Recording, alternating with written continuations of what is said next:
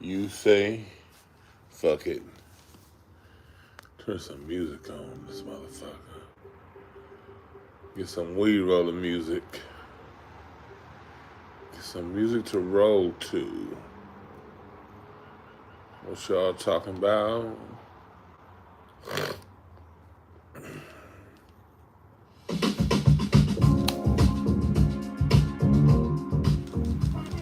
What up, y'all?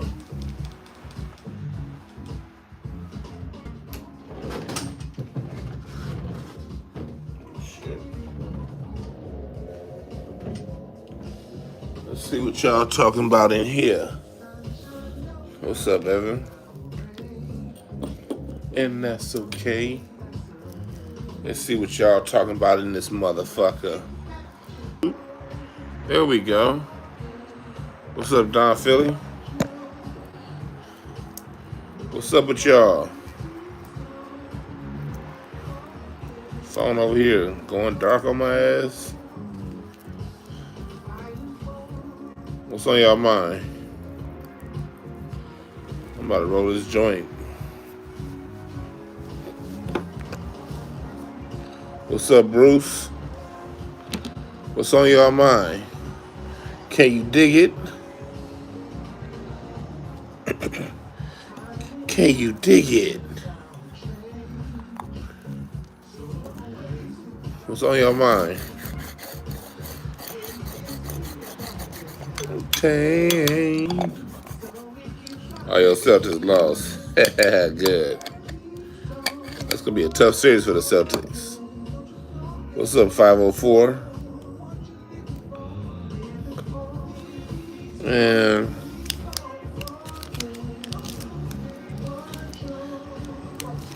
Let's talk some music. What y'all listening to?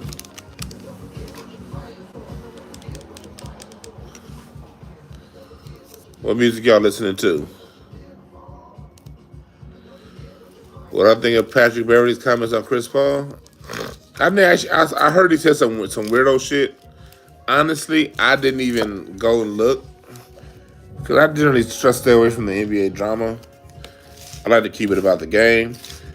Patrick Beverley's an agitator, and ain't no point. I don't see what the Chris Paul diss is for. Chris Paul's one of the greatest to ever do it. Does he choke in the playoffs? Yes, he does choke in the playoffs. Man's also 37 years old. You got Soul For Real on repeat. I couldn't stand Soul For Real when they came out. I don't know if I can listen to Soul For Real now. Candy coated raindrops. I hated that fucking song.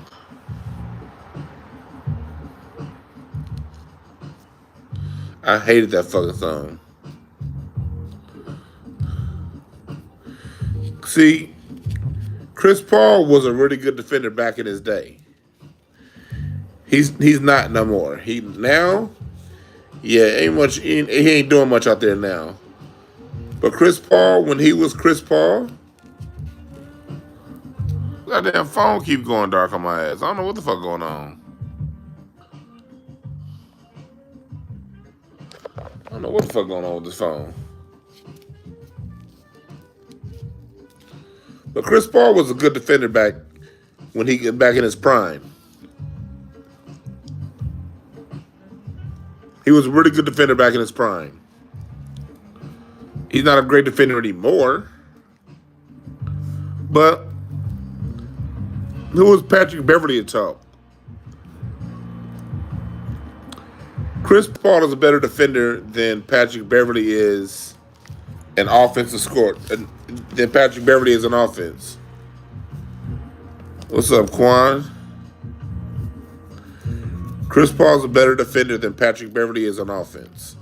I'll say that, and I'll say that very clearly. I don't know what the fuck going on my phone. This shit keep going dark. Hold on. Let me see if I can change some settings on my phone. Hello? This shit just keep going dark on my ass. Can y'all see me? Well, I know you can't see me, but can you hear me? I don't know what the fuck going on with this phone right now. This shit have to be retarded as hell.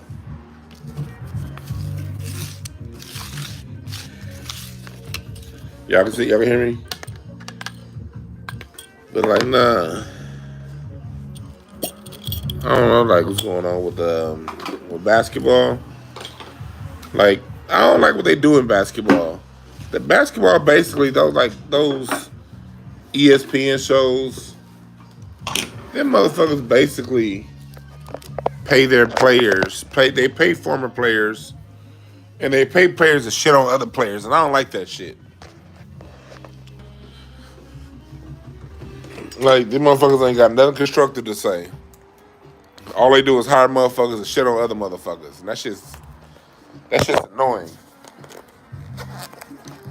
Let me get my mic out. Maybe if I put my mic in there, this motherfucker stay lit up. Hold on, let me put my mic on. Oh shit. See? Hey, look. I got this picture. You see that? That's me. Can y'all see? Can y'all see? My little childhood picture. Me, my dad, my mom, my brother, my sister. Y'all see that? I was with my sister and my brother this past weekend. That shit was fun. Better? Carl. Yeah. Alright, cool. Yeah, man, like...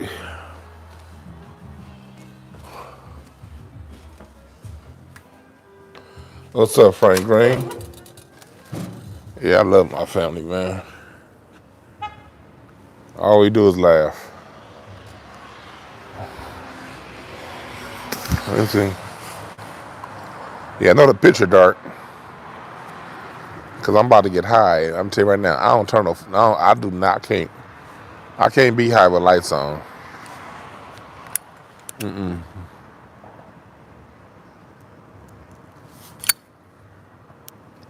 Mm-mm.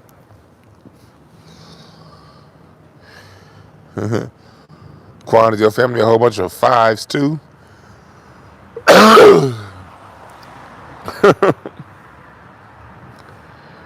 Yeah. Yeah, I don't know, like, if y'all, I'm telling y'all right now, y'all need to, I don't have his number on me right now, but get in and text King Simon. If you get a reading from King Simon for that numerology.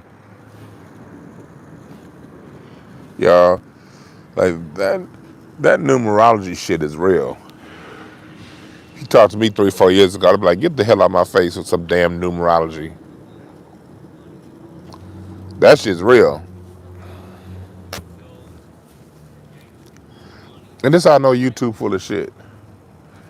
I got people still commenting on my last video, but they can't see that I'm live right now.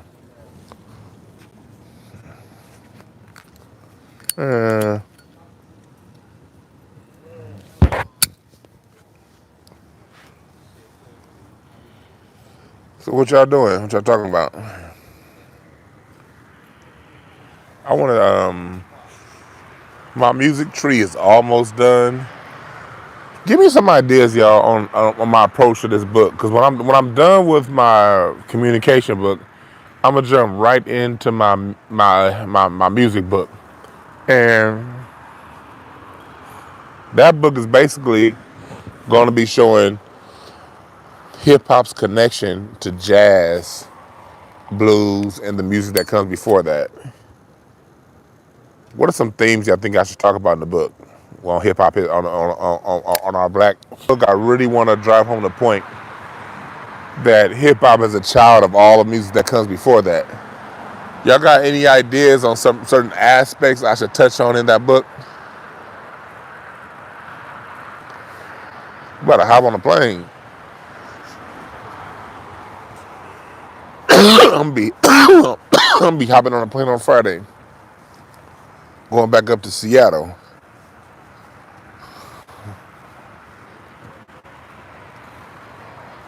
I appreciate that, Chris.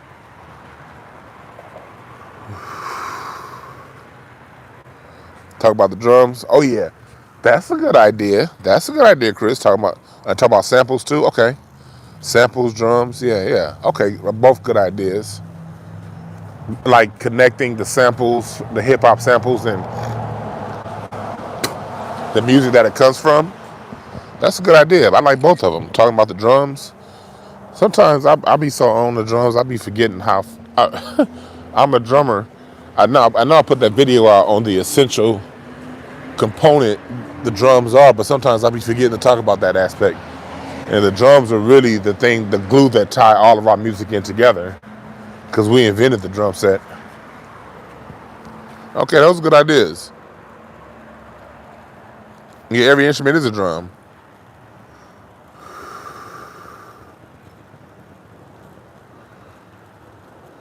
A good idea, Quan.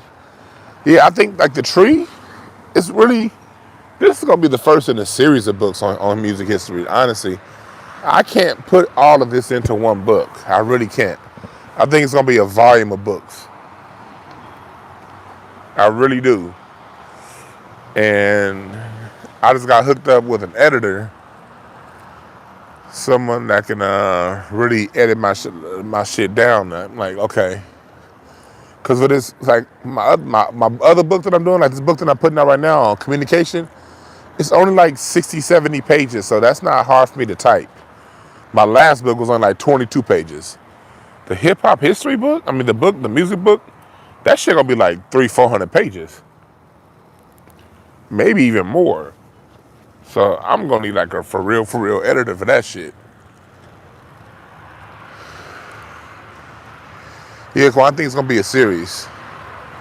Yeah, I will. I'm gonna make an audiobook.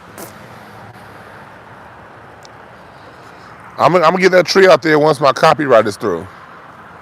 I filed a copyright for my music tree. I gotta make sure my paperwork is right before I print it up on the tree. But it's going through the copyright process right now. So when that shit's done, I'm gonna put the tree on the shirt. Beatbox, that's a good one, Chris. That's a good idea. Hell, Michael Jackson used to beatbox. Bruce, audiobook, yeah. This book I'm doing next, this 70-page book, I'm gonna make that an audiobook too. Y'all down with that?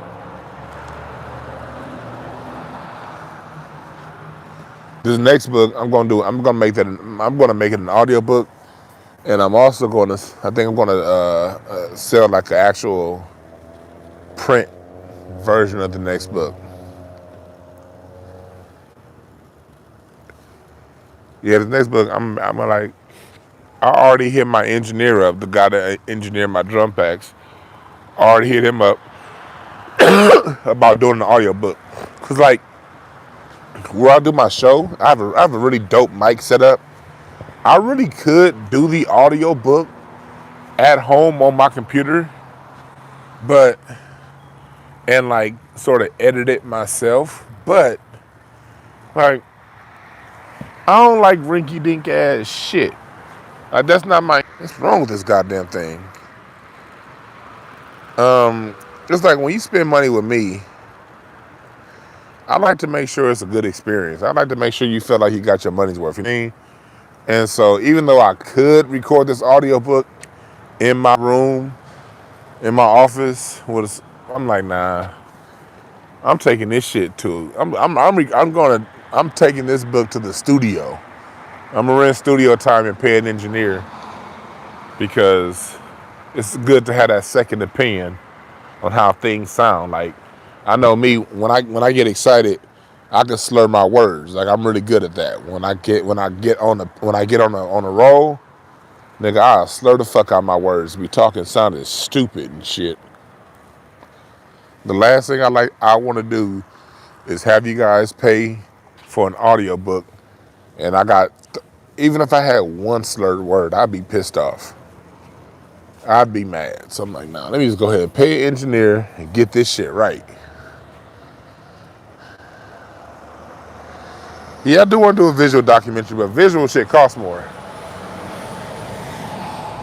I got a homeboy that's willing to help me out in putting together a music documentary on video, and I'm gonna do it. But I think I want to do this book first. It don't cost nothing but to pay this editor. That's all it really costs to do this book, to pay this editor. That's all I got to do. So that's a way cheaper cost than a full-on documentary. Now, once I do this book and it sells, and I sell a bunch of fucking copies, you better believe I'm taking that money and doing a documentary with it. You better motherfucking believe. What's up, Nicole? Shit, my neighborhood getting weird, man. Got all these fucking white people moving in here, riding they jolly ass bikes and shit. That's what happens. Like SpaceX moved about 2 or 3 miles away from where I am about 10 years ago. No. SpaceX moved over there about 15 years ago now. And it was still cool. Now all they little employees you see the little SpaceX employees now.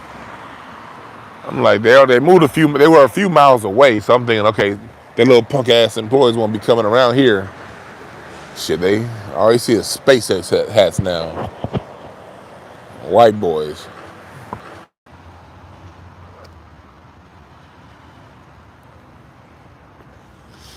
What's up, Positive Influence?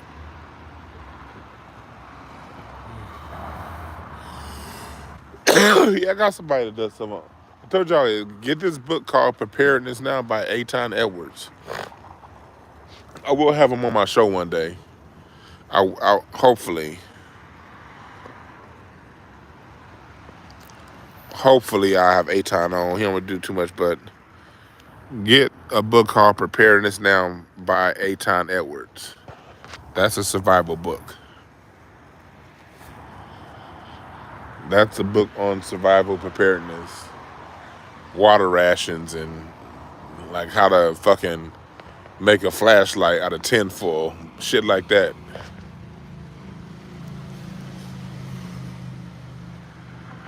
Yeah, Quan, you gotta be a perfectionist when it comes to. I don't like that, man. I don't like when people have. I know there are always going to be some customer service complaints. I get that. You can't be perfect, but man, I don't like that. I like having minimal complaints as possible. If I throw a show with my name, I can't control a show if it has somebody else's name on it. I'm just there. If it's like a promoter or somebody like that, or some other host and it's their show, then I'm at the whims of their decisions. But if that shit got my name on it and I'm the one presenting that show, nigga, that shit's gonna be pristine. I'm doing the show in August here in LA. I'm gonna do a if you're in LA, from LA, set aside August 6th, please. Sit August 6th to the side. I am going to do a midday comedy show. 2 in the afternoon. Yes, I am doing a 2:00 p.m. comedy show on a Saturday. So I want y'all to get if you're gonna be in the LA area, August 6th, I am doing like a 2 p.m. comedy show. Cause niggas like day parties anyway. Niggas don't like being out late. Come get some midday laughs. I'm probably gonna do free mimosa. Some shit like that. And this event's gonna be right. Yeah. That show's gonna be fun. And I think when I go to Dallas, I'm hitting my people up in Dallas. I might do a show in Dallas in September. And that too will probably be a day show.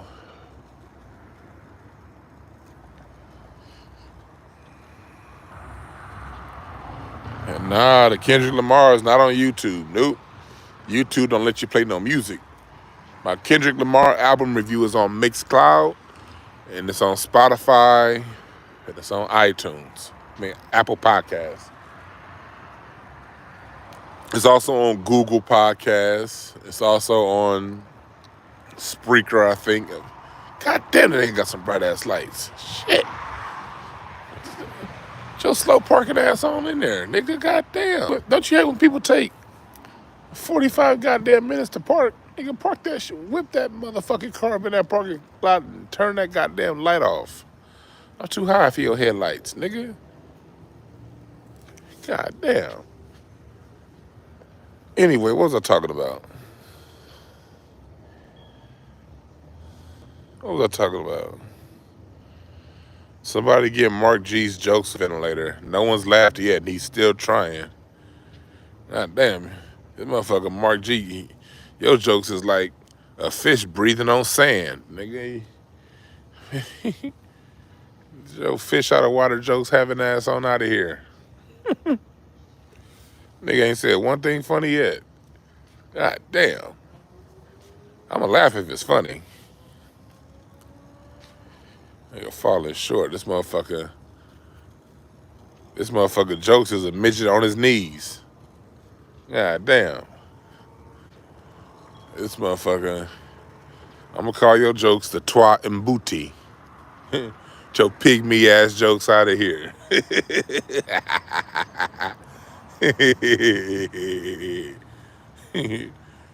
nigga jokes couldn't reach the countertop.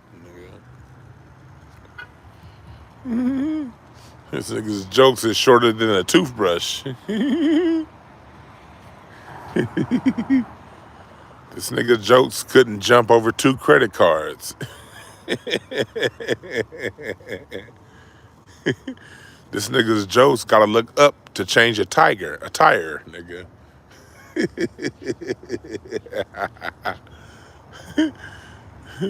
This nigga's jokes need to sit on a book of yellow pages to get a haircut.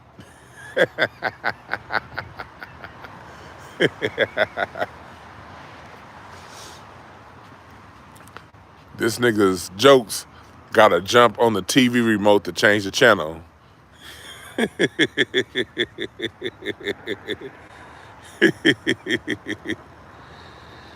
You're right. If ever called you out, you know your jokes ain't shit, boy.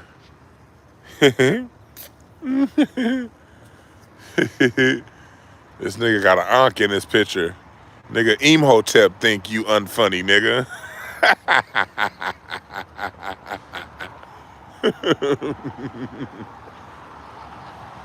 This nigga Akhenaten to roast your ass, nigga.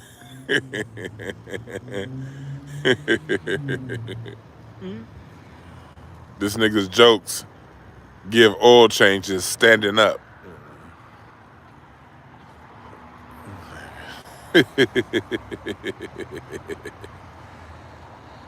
Nigga said shorter than today's average attention span.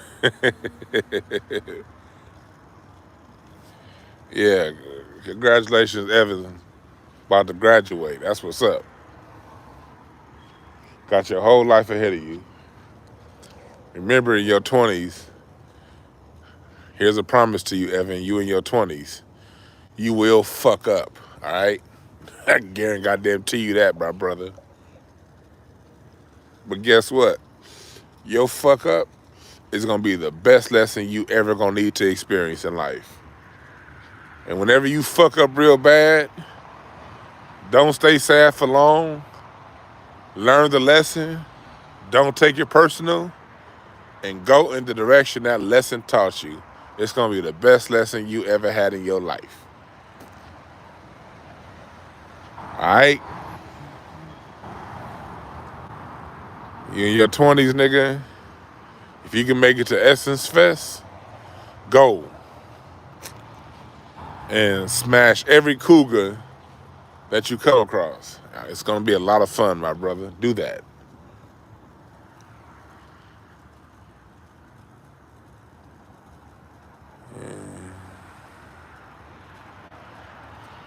That's it, man. Shit, better take your ass down to Essence Fest in your 20s. I'm so glad I spent half my 20s down there in New Orleans at Essence Fest.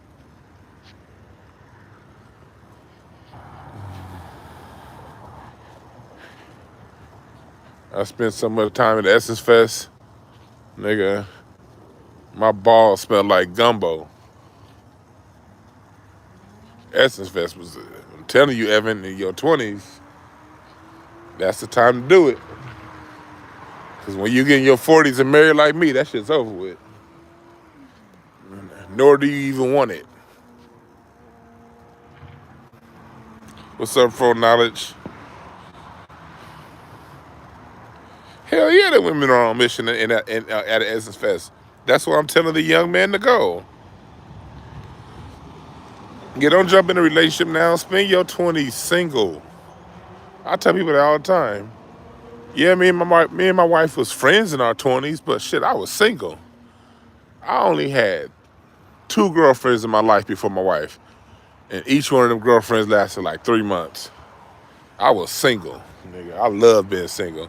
I tell people all the time, if your spouse ain't your best friend, stay single, nigga.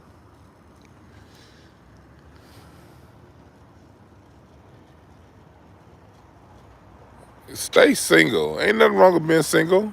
Don't let these people guilt you into jumping in it. Don't jump into shit. Be wise about your decisions. But here's the thing when it comes to relationships. When you run across that one that treats you right, treats you fair, and you know wants the best of you, swoop her or him up if you're a woman. If you gay or trans, do whatever y'all do. I don't know that lifestyle, so take from this advice whatever you may. But I'm sure it works the same way in y'all community. I just don't know how a man could want to smell another man's balls in the same room, but that's another story. If you gay or trans, do what you do with this information. But what I'm saying is this. When the person you with, when you see they really down for you 10 toes, and you like them and you fuck with them, swoop them up. But if it's short of that and y'all just having fun, stay single. Man, I love being single, man. See, because when you a single man, you can have one chick that come over your house and clean that up for you. Y'all down, whatever y'all kick it. You can have another chick that you take to certain events. Your chick you take to the high class events. You got a different chick you take to the low class events you do. You have another chick that you do fun shit with. And that's how you do when you single. And then you just keep them in rotation. But when you get that one that's down for you no matter what, you put a fucking ring on her finger. If she down for you, and she got your back, and y'all have fun together, put a fucking ring on her finger. Don't let the next nigga do that. I know a nigga that I know. Well, I got a homeboy like that right now. I was just talking to him. When we was in college, he had a crush on this chick, and she was good too. This chick was pretty, fine. She was in school for accounting. She's an accountant now. Very fair, very nice, and she loved this nigga. But he was too busy goofing around. And she waited for this nigga for like 6, 7 years. Goofing around. Some other nigga came. They got married. She got 2 kids with him now. And that dumb nigga's getting a divorce from the chick, because he ended up marrying the next one. Chick don't even look good. She's actually kind of haggardly looking. She running him through hell right now. And that nigga, just all he do is go on Instagram, see the one he should have been married with them beautiful baby pictures and shit. You know them stupid ass looking pictures y'all parents take with y'all kids when y'all think everybody think y'all kid is cute, but we be looking at your kid like, God damn, that little bastard got his daddy's eyes. And that's ugly ass. Nah, I'm just saying. I'm playing. I'm playing. That was a joke, y'all. Y'all kids ain't ugly. But y'all know them goofy ass pictures y'all be taking. He be on Instagram looking at her taking them goofy ass pictures with her husband, and this nigga going through a divorce. Don't be that person, fellas. Don't be that person. How do I feel about a prenuptial? You gotta follow your heart. Me personally, if you got a fucking if you got like if you making bread and you met some chick after you made all that money, then hell yeah, get a prenup. But if you making $100,000 a year, sit your ass down. Don't get no goddamn prenup. You making $150,000 a year, you ain't got shit for her to take, nigga. But if you got bread, well into the seven figures when y'all met, and then here she come around, okay, get a prenup. Get a prenup.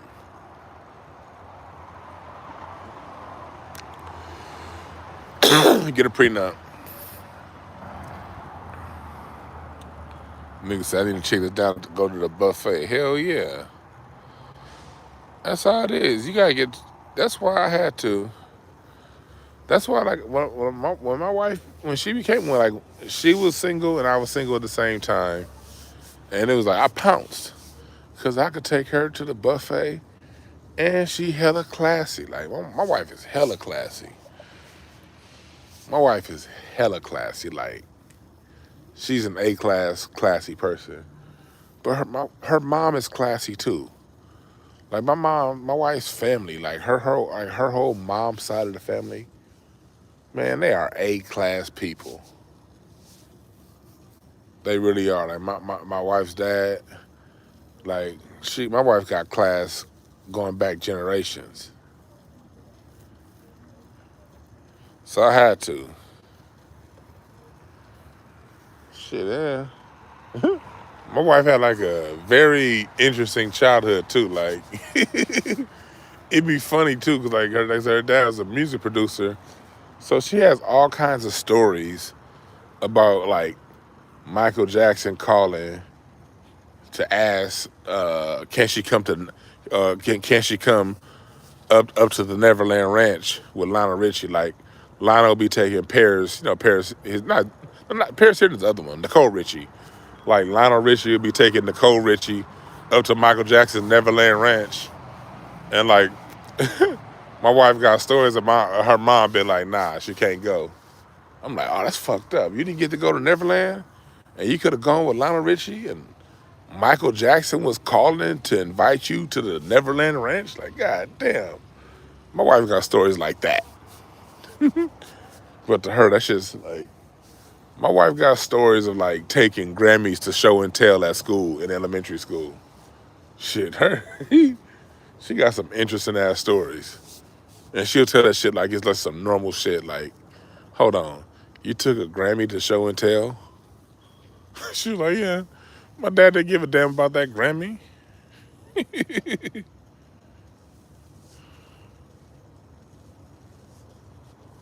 Yeah. You say your ex is insecure. Nah, you don't want to deal with that. You don't want to deal with insecure. See, insecure, that's one of those. That's a hard thing to deal with. It's like insecure people can only like have a successful relationship with other insecure people. Like you gotta both be on that energy vibration for it to work. But like overall, it's best not to really be insecure in relationships. Cause when you insecure in relationships, man, that shit bring problems. If somebody keeps you insecure and like if you have a really good feeling for your insecurity, a really good reason why you feel that way, man, it's probably best just to not be with them. It's probably best just to move on to the next person. Or if you doing what you do and that person's always insecure with you and they always in your face, in your business, checking your number, you gonna end up cheating on them anyway. That's the thing about you insecure people. The more insecure you are, the more likely you are going to get cheated on. You are going to attract that thing which you're trying to defend the most. I remember back in my single days, every time I fucked with somebody else's chick, that nigga was hella insecure. and will be calling her ass right where she's sitting on my couch. Nigga, I know what it's like to be single. And I learned my lesson then. Like, man, it be you insecure niggas be the main ones getting cheated on.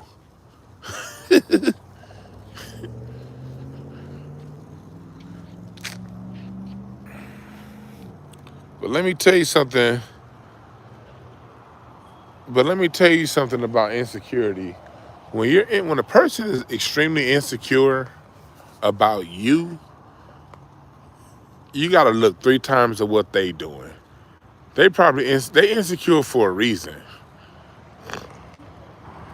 They insecure, 1, because they don't trust themselves. 2, because they're probably doing the very thing they're accusing you of doing. It's like how the Democrats and the Republicans work. The Democrats used to always talk about, you gotta, human rights. The Republicans want to take away human rights. The Republicans want to take human rights. As soon as a virus comes, Democrats are the main ones saying, you better take this fucking vaccine. Motherfuckers done spent the last, I don't know how many years telling us the Republicans are the ones who want to take this damn thing. Democrats done spent all this goddamn time telling us it's the it's the Republicans. I don't know what the fuck going on with this. They spent all this time telling us it's the Republicans, and then when it came down to it, they the main ones taking rights. That's how it is in fucking relationships.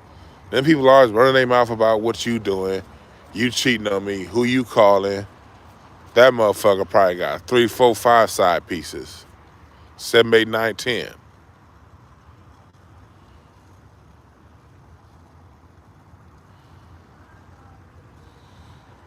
Telling you right now, man. And Geminis can't vibrate most people. Telling you right now, man. You better get it. If you're an insecure person, you gotta go through that internal process of trusting yourself. If you're super insecure, maybe it's time. You gotta go inside and shore yourself up. Cause if you hella insecure, tell me right now, you gonna keep getting your heart broke. You attract them things that you fear the most. That's exactly what you attract. You gonna get your heart broke. You gotta work on whatever that insecurity is, man. Gotta work on that. What's up, Shano? You gotta work on your insecurities. We all got things we need to work on. All of us. We all got a bunch of things we gotta work on. What's up, Robert James? Yeah. Hell yeah, black folks struck in an abusive relationship with the Democrats. And this is another thing that people get wrong in a relationship. And this is that shit that, unfortunately, Christianity kind of implies. You don't hold dominion over your woman. You're not a lord over your wife. You can't control people. I take shit back to nature. You cannot control people. You can't. You cannot control people. You try that controlling shit, it's only gonna last for so long. You can't do that.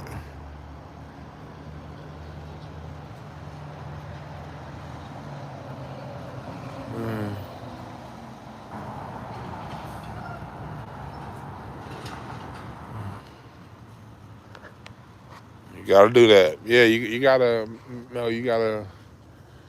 trust people to be who. You gotta trust people that they're gonna make the decision that's best for the betterment of the relationship. If you can't give that kind of trust, you can go through a lot of stress. But So honestly, there's no right or wrong. I've seen relationships where people argue all the time, and they've been arguing for like 30, 40 years, and they still together. That's what works for them. That's how some people get down. So like when it comes to relationships, there is no ideal relationship. It's whatever vibration you on. If you're the kind of person that like to argue, it's chill. Just as long as y'all both keep up and keep playing that game, that can work too. Ain't no one way to do this shit. Subcartoons.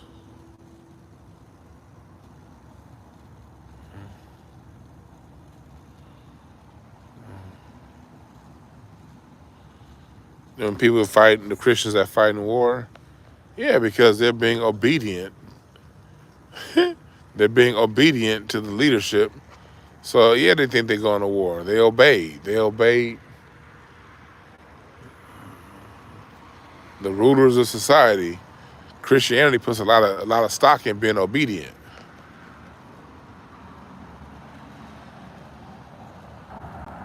The nigga said I like to switch my girls around like rims and tire. That's cool too. It ain't no, like I said, ain't no wonder. It's some people that really. I got a uncle. He's not like my. He's not my dad's brother, but he's one of my dad's friends. He's like an uncle, and he never got married. He's shit. He in his 70s now, still switching them up. So hey, if it worked for you, it worked for you. You just gotta get on whatever program worked for you. That's how this shit works. You get on whatever program worked for you.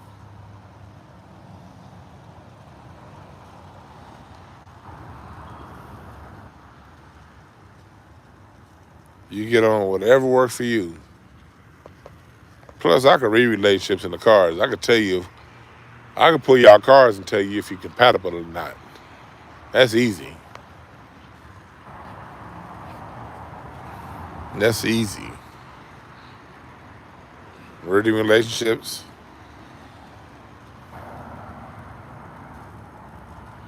Shit, if I'm speaking truth to power, I don't want to be alone at that age. I get that. I'm telling you, me and Ty was talking today after the show. Like, nigga, I love coming home. I don't know. I don't know what the rest of these niggas do when they go home, but nigga, I love coming home. Shit. You be single if you want. But I honestly, outside of my wife, I'd probably still be single if it wasn't her in particular. Like I said, being single was fun, especially in my 20s.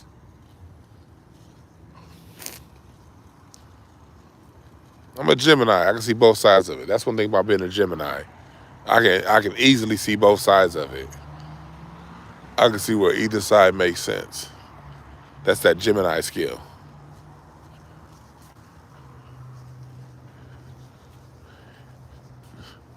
Gemini see stuff from all angles. Oh, damn it. How old was when I got married? Okay. 40. Yeah. I was what? 33, 34, something like that when I got married? 33 or 34? Something like that. I think I was 33. I think I was, oh yeah, 33 or 34. No, 33. I was 33 when we got married.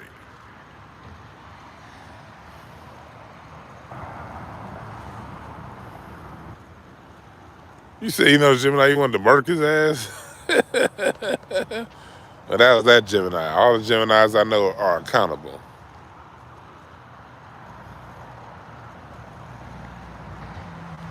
Yeah, and you're right about that, Red Williams. I got now my uncle Mike. He was single his whole life. Shit, Uncle Mike, that nigga got married this past. He got married out of nowhere too.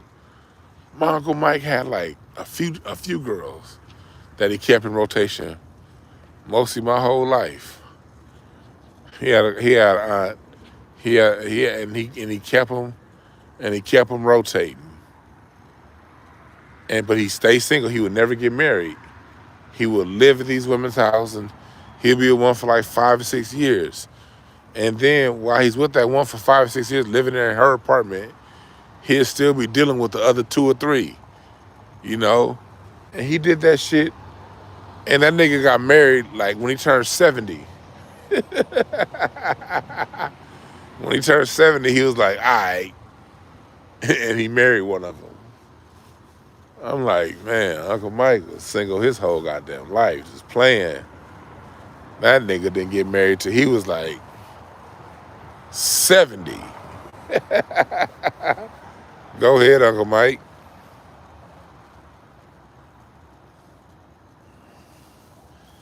Nah, I ain't got no kids.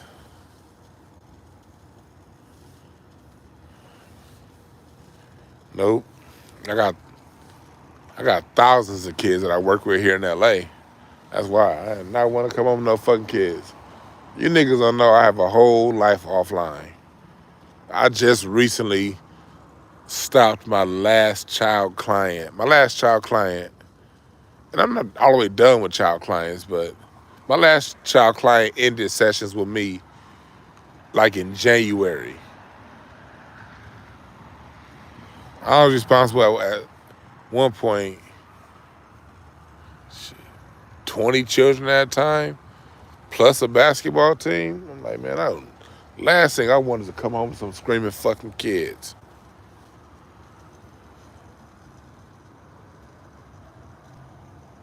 Yeah. He said, post about a couple, an 80-year-old couple married in the late game. Hey, yeah, it can happen. People get married at all times. I laugh at these niggas that go around talking about a woman's too old for this or that. I know a chick. She coming up on 50. She coming up on 50. She has 2 kids. And she's getting married to a man that makes far into the 6 figures. Not low 6 figures. Far into the 6 figures. I'm like, man, you can't tell me. So she getting married to a cat that, people will call high value. And she like right at 50. So people can't tell me it's too late for somebody. And I see shit like this happen all the goddamn time. Yeah, she black.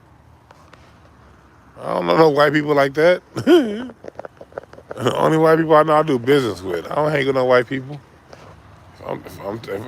If I'm talking about some people, you can guarantee I'm talking about some black people. I do not hang around them folks. If I'm around them, it's some business being handled. Guaranteed.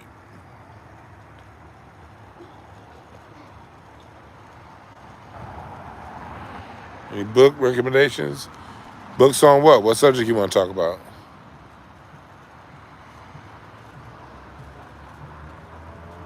Yeah. If you say you're looking to get into basketball coaching, shit. Listen. Pay attention to the kids. Listen to the kids. And be firm with them. Be firm and direct. Teach them the game of life along with the game of basketball. And have fun. And don't be afraid to, to really explore your basketball philosophy. I sometimes miss coaching basketball. But when I was coaching basketball at my job, I would have 20 to 25 kids a week I was responsible for, Monday through Friday. And then I would go coach basketball on Saturday and Sunday. And when it's tournament season in the summertime, my program had like 8 teams, like between different age brackets. And I used to coach the 12 to 13-year-olds head coach, and then I would assistant coach on the 15 to 16-year-old squads. So them tournaments back in the day would be all over Southern California. I mean, sometimes it'd be 30-minute drive between games. Like the first game is at 8 a.m. in Santa Ana. The next game is at goddamn 2 o'clock in Buena Park, and you got an hour drive to do that. And, oh my God. I was with kids 7 days a week. I had to let that shit go. I had to let that go. I did that shit for like 4 years. I had to let that go. What's up, Sugar D. Rosenblum?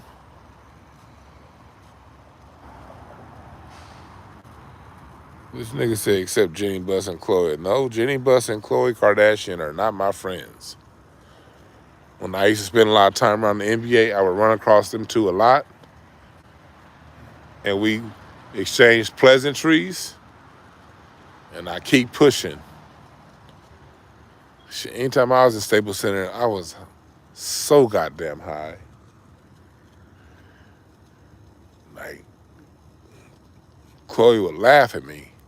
Cause my eyes be so goddamn bloodshot red. I hang out with my people.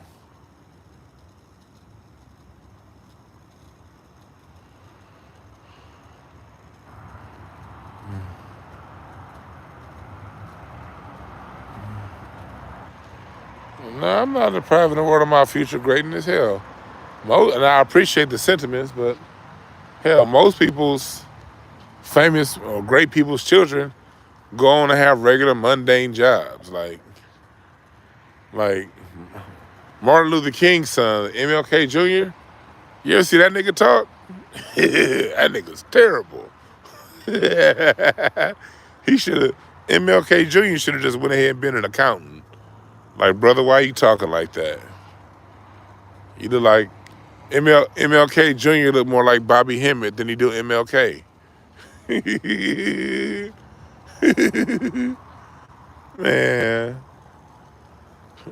Couldn't Michael Jordan's kids sucked at basketball. Them niggas should have been athletic trainers. Nigga. Magic Johnson's son don't even want to be a man. Let's just be real. I appreciate the sentiments, but let's just be real. The great Magic Johnson's son wants to be a girl. Think about that for a second. Michael Jackson's kids are white. Can't none of them, I guarantee you, can't none of Michael Jackson's white kids dance. Ain't no moonwalking. Ain't no Venus walk, nigga. Ain't no Saturn walk. Nigga. Ain't no sun walk. Most of these people's kids be mediocre as hell. Let's just tell the whole truth. Even LeBron's son, if he makes the NBA, I'll be very surprised. My man, Caleb, my boy Franchise, his son is Caleb LeCount. If you know high school basketball, look up Caleb LeCount. Like all state, probably best player in the state, only 5'7".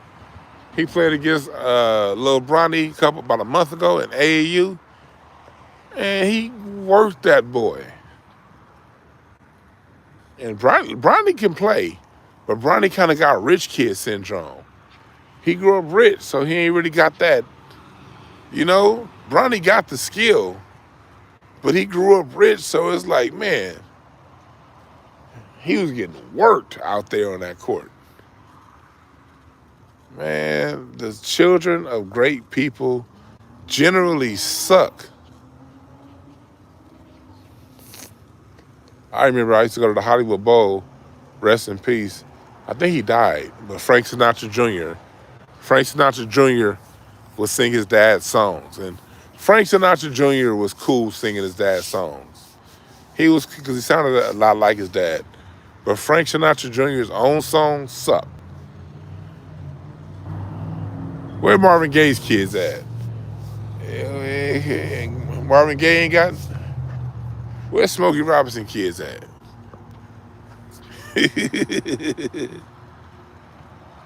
Oh yeah, D Wade.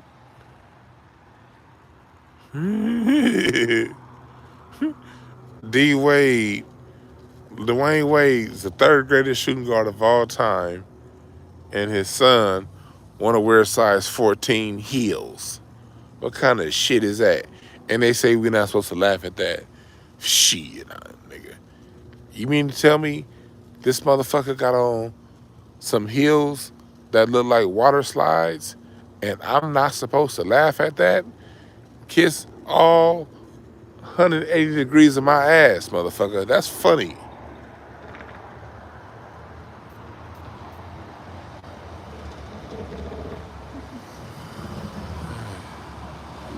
I appreciate that, mods. Yeah, Isaiah Thomas' son. Man.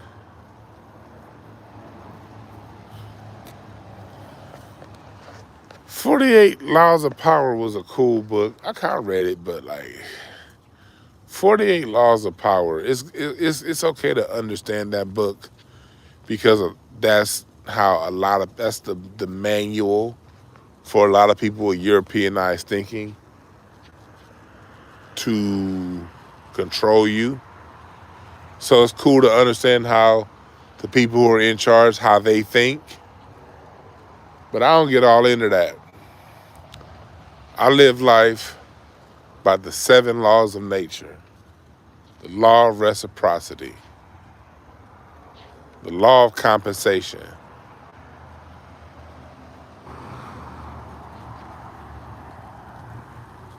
I really do live life by my eye to make sure I'm fair and balanced. Go read the first book ever written. It's Ptah. What's the name of that book? Quan, I don't want y'all in the chat room know that, but the name of that book. Right? I think it's Ptah Hotep. I don't, because the 48 Laws of Power and all that stuff, that uses deception, and it lowers the value of other people. And honestly, for me, that's not my vibration. I don't want to manipulate anybody. I can't, I don't want to, 48, like I said, reading the 48 Laws of Power, that's cool. Like, it's good to read that book to understand the world that we live in, to see how we are being manipulated by evil, oppressive people, racist motherfuckers, in other words. But as far as, I know people who, what up, man? I know people who use the 48 Laws of Power as a means to working with other people. And they like, and that's where I'll be like, nigga, especially if you black. Nigga, black, that ain't even your consciousness, nigga. You over here trying to work some European consciousness and wonder why your black ass keep failing. Like that like working with people, that's not for us. That's not how we get down. That's not how we manipulate. Nah. We better no. It's 2 ways to manipulate people.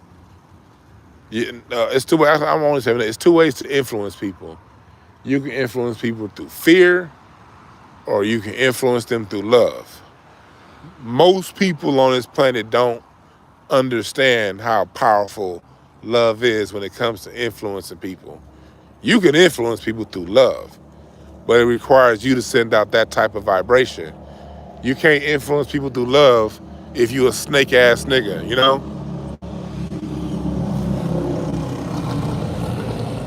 These niggas riding that motorcycle like chips right next to each other. But you can't influence people like so what most people do, since most people are afraid, since most people are scared, they go about influencing people through fear. But when you influence people through fear, you attract whatever energy to come along with that. And that's the part that last part is what people don't understand. If you use the fear vibration to influence people and to manipulate people, that means you have whatever energy it took to get that shit done, you got that karma stored up for your black ass. And that shit's real.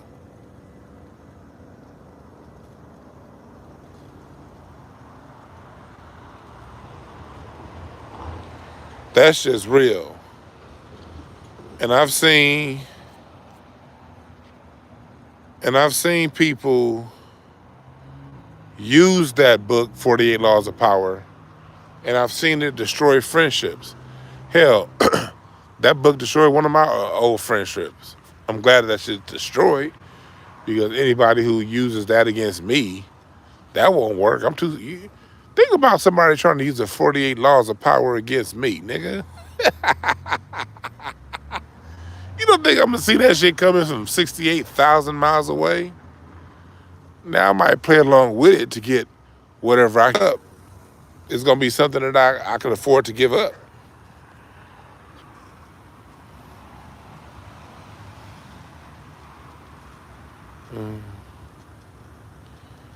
Like, what if I've been through a bastard life? What do you mean? But what if I've been through that already? What do you mean, been through what?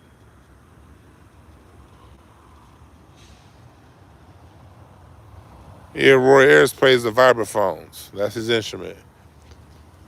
He plays other stuff too, but he basically sings and plays the vibes.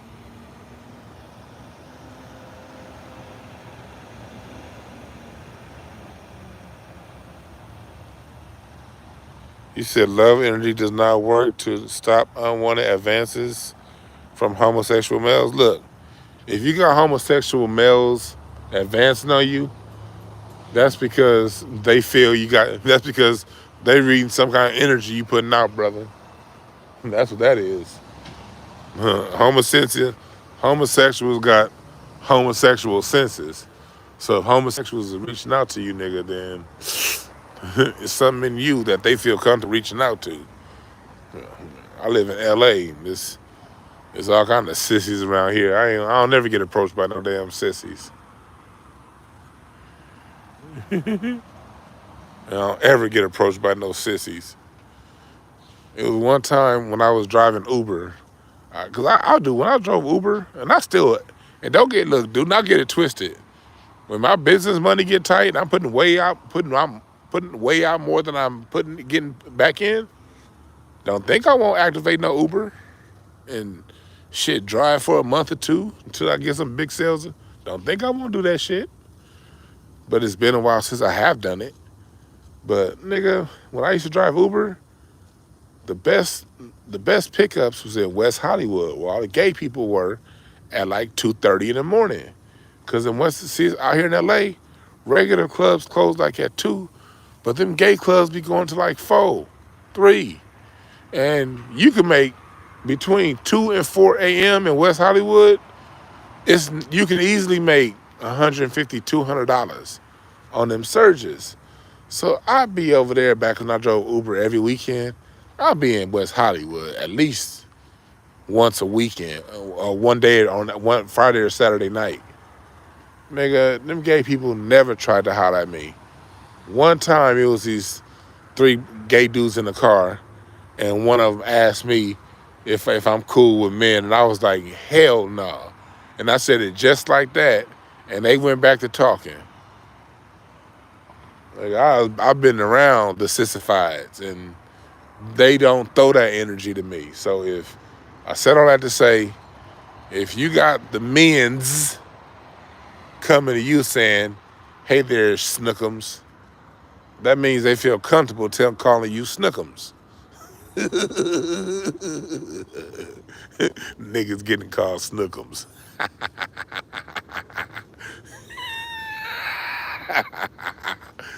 This nigga got called Snookums, boy.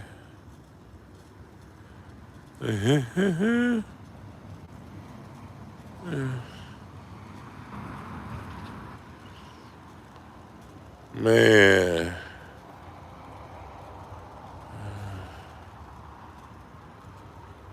I'm a high vibrational person. I don't attract gay people, bruh. I attract good energy. And matter of fact, usually when I come in the room, see, I don't mind gay people. Gay people don't bother me. at all. Like, I don't mind being in the same room with gay people. But usually when I come around gay people, they straighten up. I would say 90% of the time, when I'm around gay people, they deepen their voice. They do less of that. I used to have this gay coworker. Matter of fact, I called him last week to catch up on some shit from work.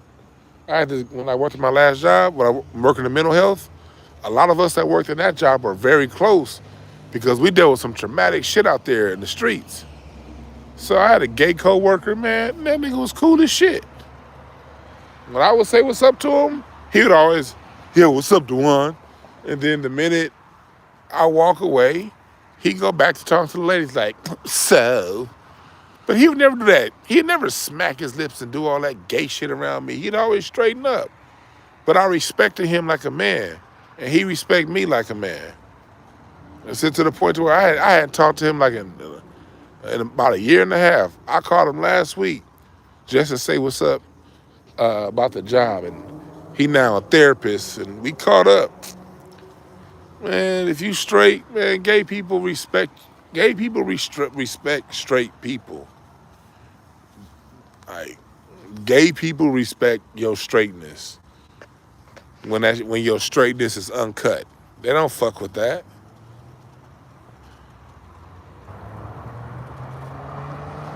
Nah, I never read Conversation with the Devil.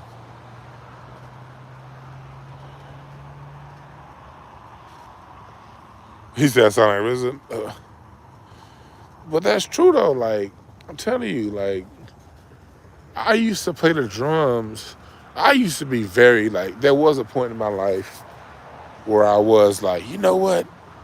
I can't be around no faggots. Blah blah blah blah blah. I was at that in my late teens, early 20s.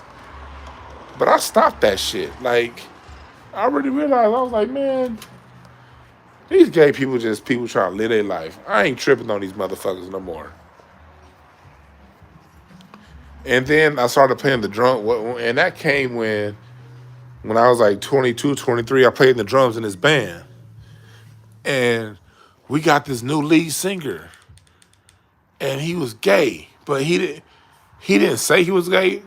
I'm about to take my microphone out real quick, so the sound about to change. He didn't say he was gay, but you can look at that nigga and tell he was gay.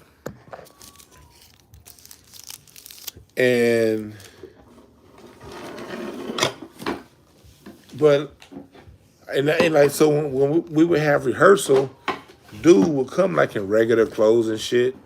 This was one of the funniest stories of my life when I was in my 20s. So like our first show, we have a show at the Hard Rock here in LA.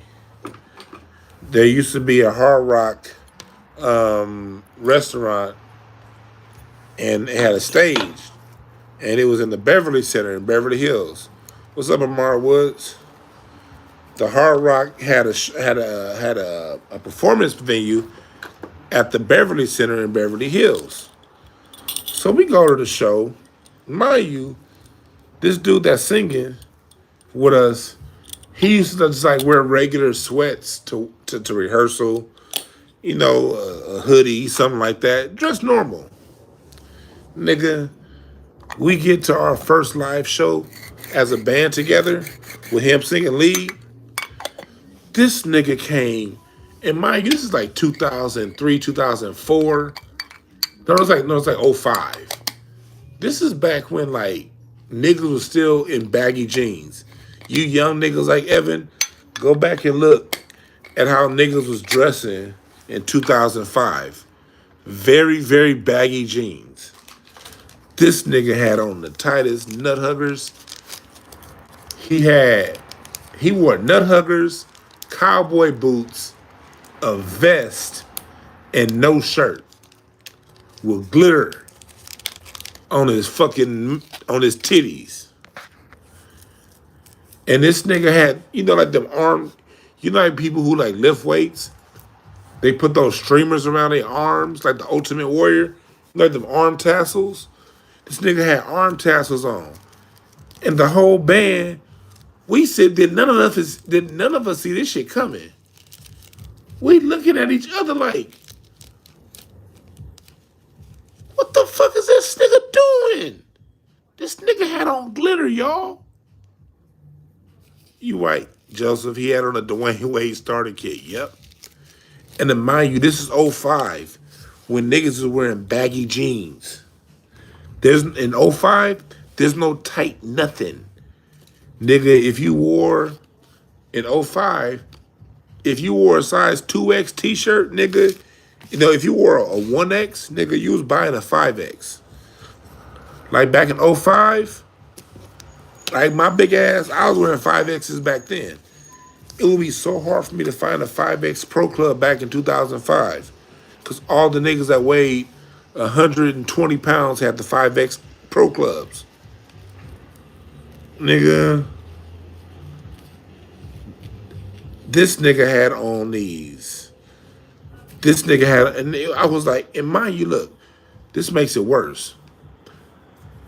My mom is there, my dad there. My wife, well, she wasn't my wife back then. She was, matter of fact, she had a different boyfriend back then. But she was my friend back then. She was there, and my best friends are there. And mind you, my best friends are just like me. They a bunch of assholes.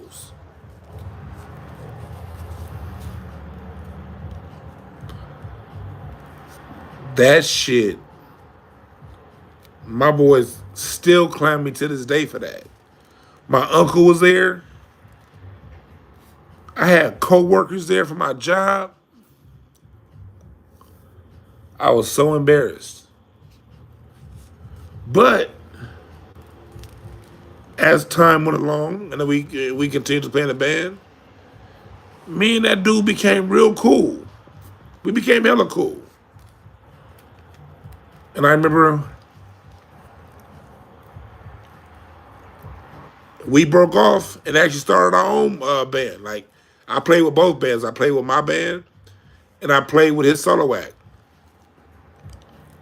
And we were hella cool. And we still in contact. As a matter of fact, he got married to some white dude in France. Of course, I didn't say congratulations. I'm not. But we still hella cool. I'm cool with gay people. And them motherfuckers don't ever make no, they've never gotten an advance from a gay dude.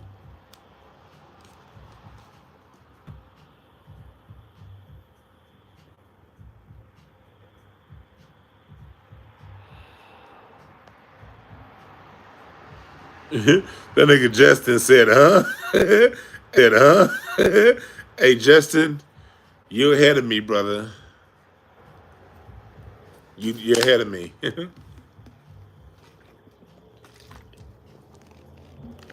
But the way I see it, hey, man, everybody got their own experience.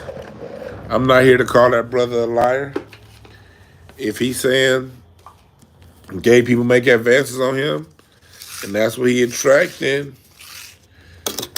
you know, that's what it is. Nothing to, I'm not going to judge you.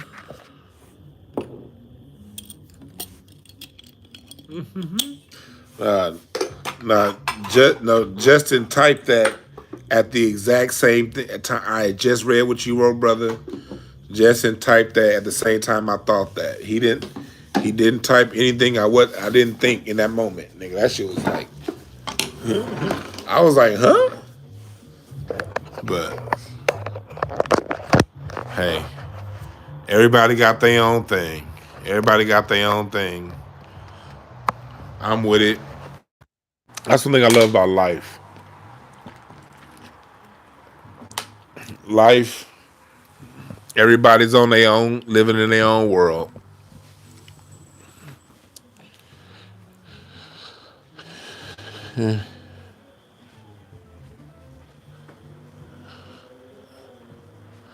No, I don't want you to. No, you talking about gay people liking you, so I don't want you to get on me.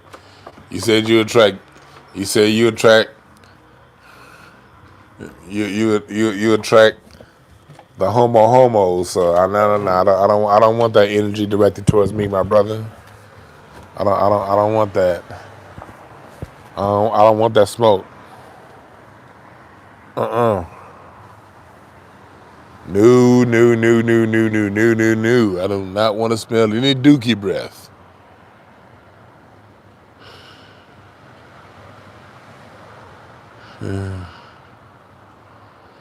This nigga said MJ ball hangs and ruined the white tee.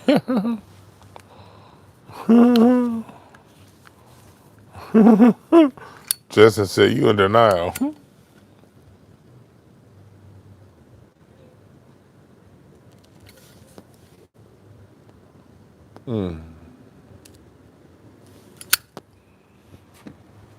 Oh yeah. Y'all be killing me in this chat room.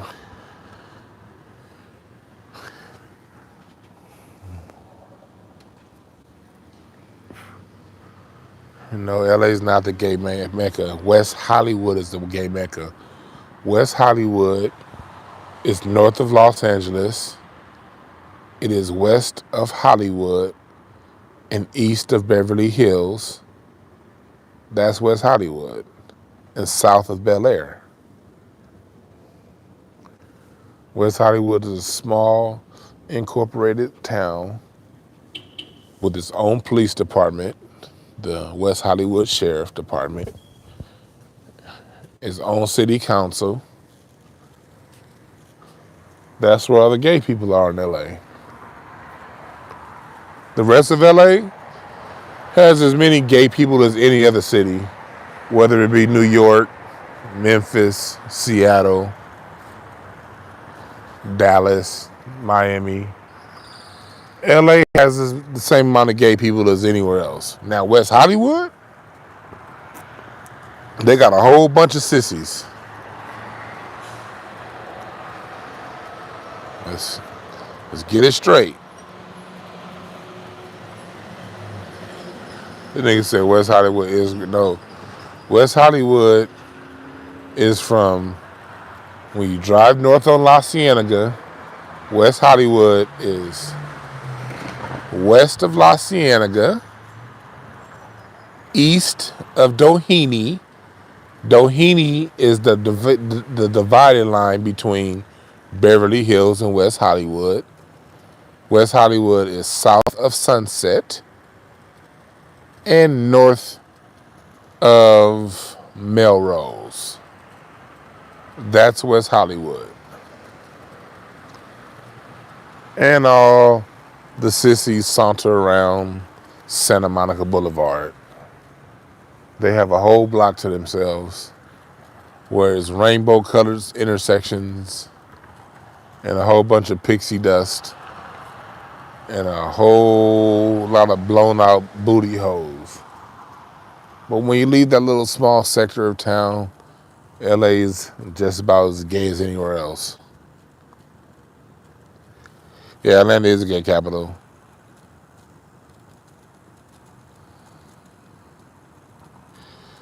No, the biggest liberal city is actually San Francisco. Fucking dummy. Most liberal city is San Francisco. San Francisco controls California politics. It's the reason why LA mayors never become governor, but San Francisco mayors do. Kamala Harris, Oakland, Alameda area. Gavin Newsom, former mayor of San Francisco. Nancy Pelosi's up in San Francisco. The most powerful people in California, the biggest liberal bastion in California is San Francisco. Dummy. God damn, these niggas aren't even... God damn.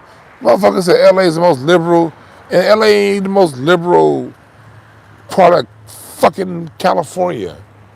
Why do I argue with these people? Hey, somebody time that nigga out. I'm mad now.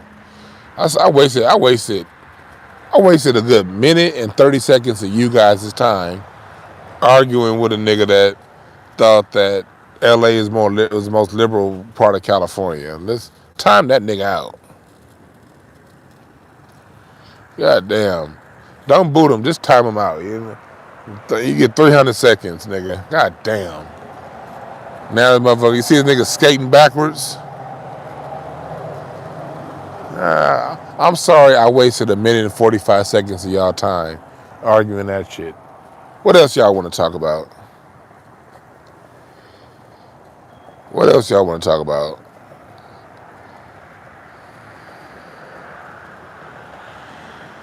This nigga said the West Hollywood, aka the Baphomet.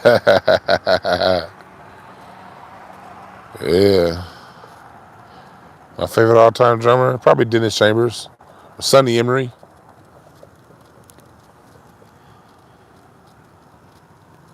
What about boxing? So that boy Charlo. The Charlo boys are a couple fucking idiots. They're great boxers, but those are two of the dumbest motherfuckers in captivity.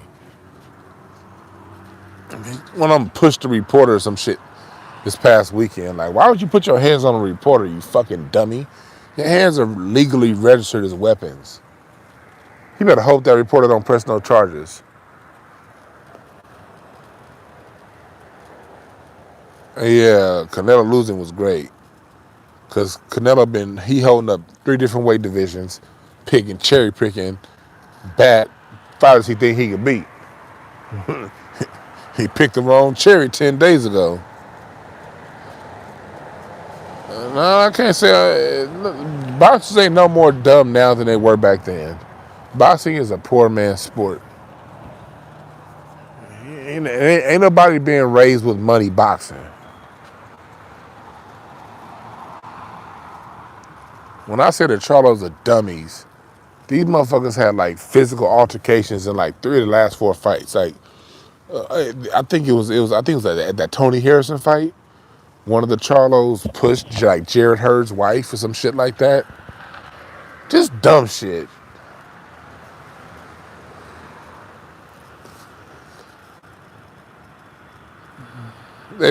Boxers have always chased money.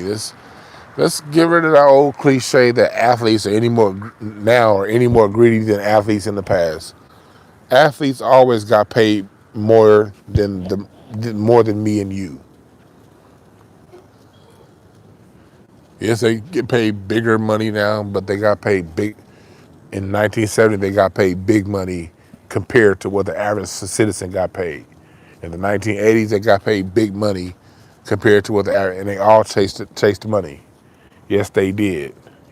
Yes, the fuck they did. And none of them told Kurt Flood thank you for giving them free agency. None of them. Kurt Flood fucking died broke for free agency. Kurt Flood allowed the free agency thing to pop off in the early 70s. And ever since then, athletes have been chasing money. In boxing, they were chasing money. They would take dives because they were chasing fucking money. There's nothing new under the sun. Athletes have always chased money. Always. The only difference is now you got promoted. See, people talk shit about Don King in the 80s and in the 90s. But remember this. The reason why fighters fought each other in the 80s and the 90s was because of Don King. When Don King got them fighters together, if you were under Bob Arum always had motherfuckers running, cherry picking opponents. That was Don King that would let motherfuckers just go ahead and rock. Then Bob Arum promotions, them motherfuckers, Sugar Ray Leonard used to run. Let's just tell the whole truth. Sugar Ray Leonard ran for Marvin Hagler for like 10 years. And he didn't beat Hagler in 88. Sugar Ray Leonard ran from Marvin Hagler for 10 years. Oscar De La Hoya, Pernell Whitaker beat him. Oscar didn't really run. Julio Cesar Chavez built his record fighting Mexicans in Mexico. Man, fighters have always run. Ain't none of this shit new. Now you got these promotion companies like what's going on with the PBC and what's going on with Top Rank that when that whole division thing happened between Floyd and Manny, that sort of drew a line in the sand between the PBC and between Top Rank to where neither fight. But that was promoters. That wasn't necessarily fighters. That was two promoters that were in a Cold War that wouldn't work with each other for about an 8 or 9 year period. That was promoters.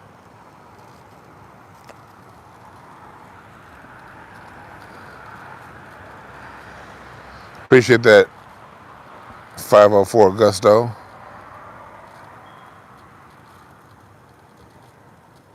Yeah, so let's stop that acting like what athletes are doing now is any more egregious than what they were doing in 1981. Yeah, Muhammad Ali. Yep. And I'm not buying that Tank pay per view, but yeah, I'm gonna watch it. I'm gonna get that shit on crack streams or something. That's right, Ray. Life is what you make it. You damn right about that. Mayweather never ducked Manny. That's another lie. Like that's something right there. Like the whole Mayweather ducked Manny. When people say that, I be wondering like, did you ever read the papers? Mayweather and Manny had a 2-fight deal set up in 2009. Manny Pacquiao backed out of the deal because he did not want to get drug tested. Freddie Roach, Manny Pacquiao's trainer, himself said that it wasn't Floyd that was pushing off the fight, it was Manny. That's what Freddie Roach said. Y'all can look this stuff up.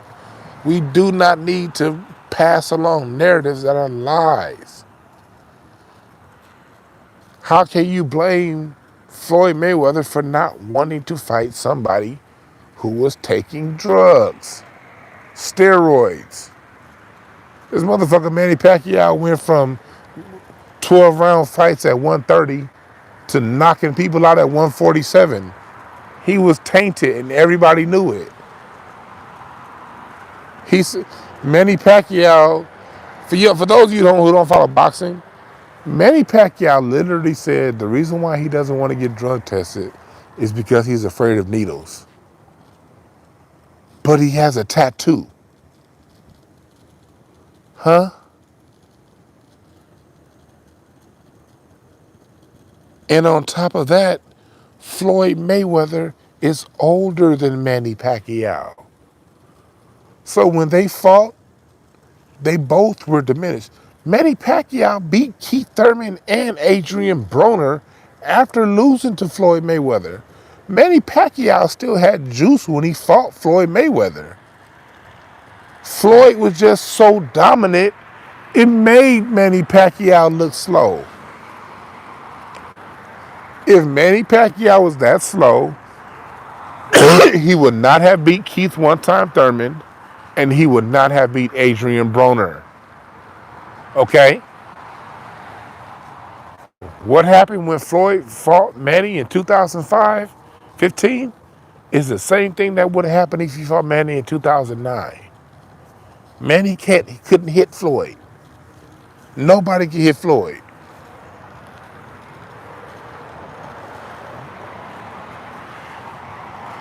Floyd dominated that boy. Again, if Manny Pacquiao's skills were diminished that bad, he would have lost to Adrian Broner, and he would have really lost to Keith one-time Thurman. Manny Pacquiao is lucky he didn't fight Errol Spence. Errol Spence would have broke his eye socket. He's lucky Errol Spence, he is so lucky he didn't fight Errol Spence. Errol Spence would have broken Manny Pacquiao's eye socket.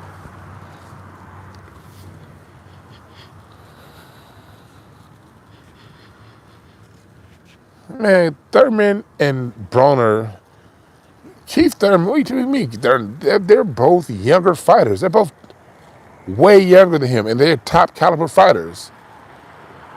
Especially Thurman. Manny Pacquiao didn't want to fight Floyd. I referenced you to the paper But I heard the story myself from Sam Watson. Like I told you, Sam Watson, that's family friend right there. That dude you always see behind the fighter. He was standing behind Jamal Charlo this past Saturday. He's always behind Floyd. He's Al Heyman's front man. That's family right there. My dad grew up with him, and me and his son went to high school together. Like, I can call Sam Watson now. Of course, I got to pay, but I can call Sam Watson now and get courtside, ringside seats anywhere. I remember Sam came down. This is when I first started doing comedy, like in 2010. Sam Watson would come down and watch me do comedy when I first started doing comedy. Craig was there. Craig would be there. It'd be me, Craig, a lot of Jade, Big Ja, and a lot of the niggas that you know online. You know all the niggas that y'all be watching they sketches and shit. It was that whole crew. Tony Baker would be out there. Sidney Castillo. But Sam would come to my shows. And this is around the time Floyd and Manny was supposed to fight the first time. I remember one night we stood out in front of the Comedy Union for like 2 hours. We on Pico, right down the street from Roscoe's. We out there, and it's like, we out there off Pico, and it's like 1 in the morning, and Sam is telling us the whole story.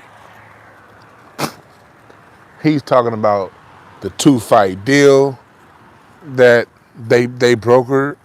He's talking about telling me all about Floyd was willing to put his own money up. He was like, Floyd was willing to put his own money up. Like, Al Heyman didn't even have to put, of course, man, Al Heyman was the one that ultimately put the money up for the fight. But he said Floyd went so far as to put his own money up. All Manny had to do was take the drug test. Like, that's all Manny had to do. And Manny was like, nope, I'm not, nope. Yeah, Brent Taylor. Brent Taylor was my DJ.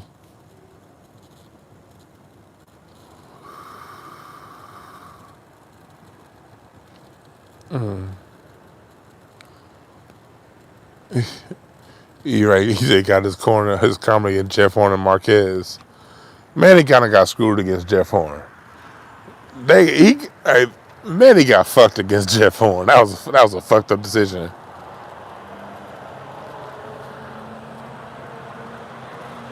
Yeah. If Manny fought Floyd in his prime, it would have been the same exact result.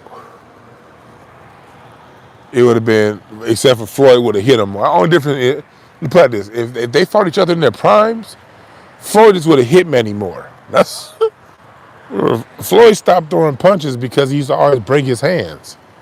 Back when he was Pretty Boy Floyd, he used to break his hands. That's why he stopped throwing so many punches.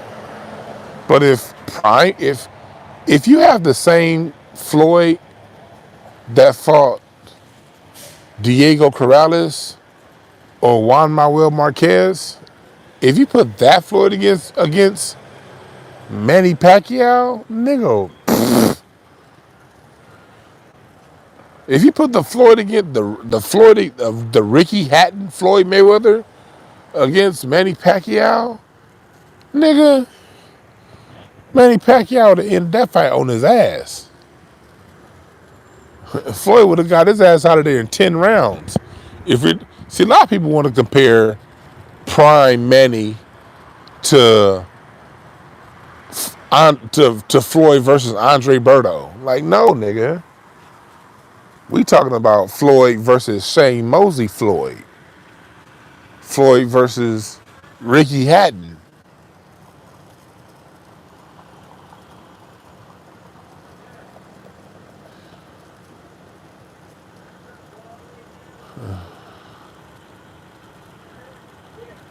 Man, Herschel Walker's an asshole.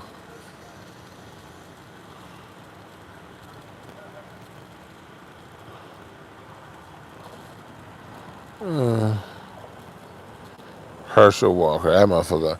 Bo Jackson's my favorite.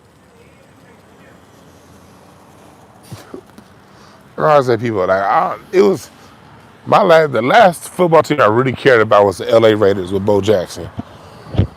I remember my dad took me to see the Raiders, and I saw Raider. My first and last time going to a Raider game was like 2 or 3 weeks before Bo Jackson hurt his hip. My dad took me to a Raider game, and I remember seeing Bo Jackson and Marcus Allen. I was like 9. And then like 2 weeks later, Bo Jackson done for his career. That fucked me up.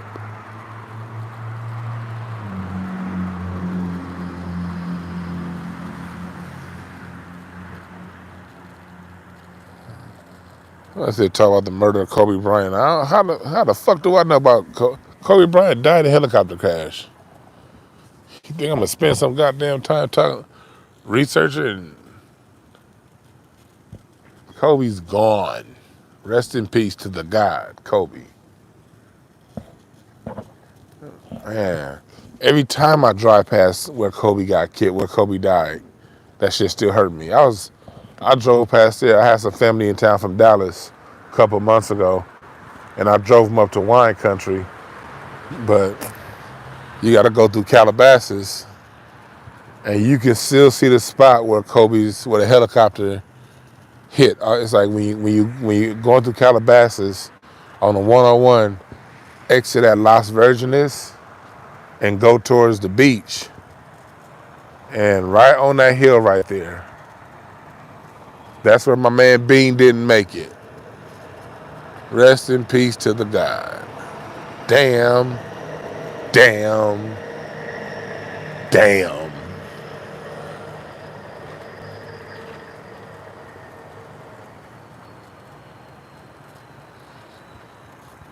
Yeah. That same pilot was Kawhi Leonard's pilot.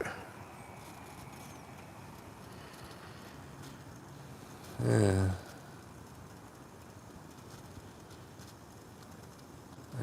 Man.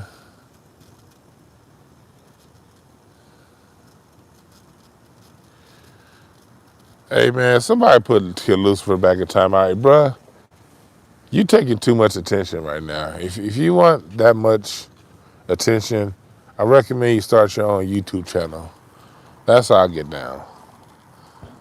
When I used to be in other people's chat rooms, and I would see they talking about something, and if it's something that they didn't touch on that I wanted them to touch on, I'd be like, damn, I wish they would talk about A, B, C, D, G, E, F, Y, X.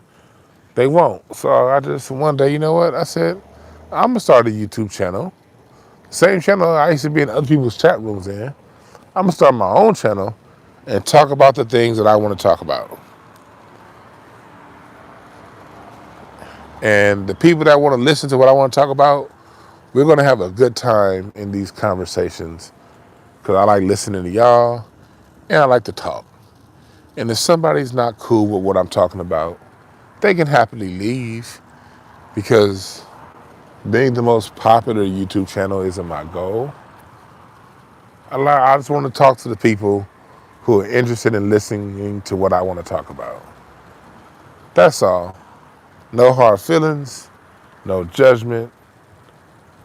But if what I'm talking about ain't what you want to hear, there's so many apps and channels. Feel free.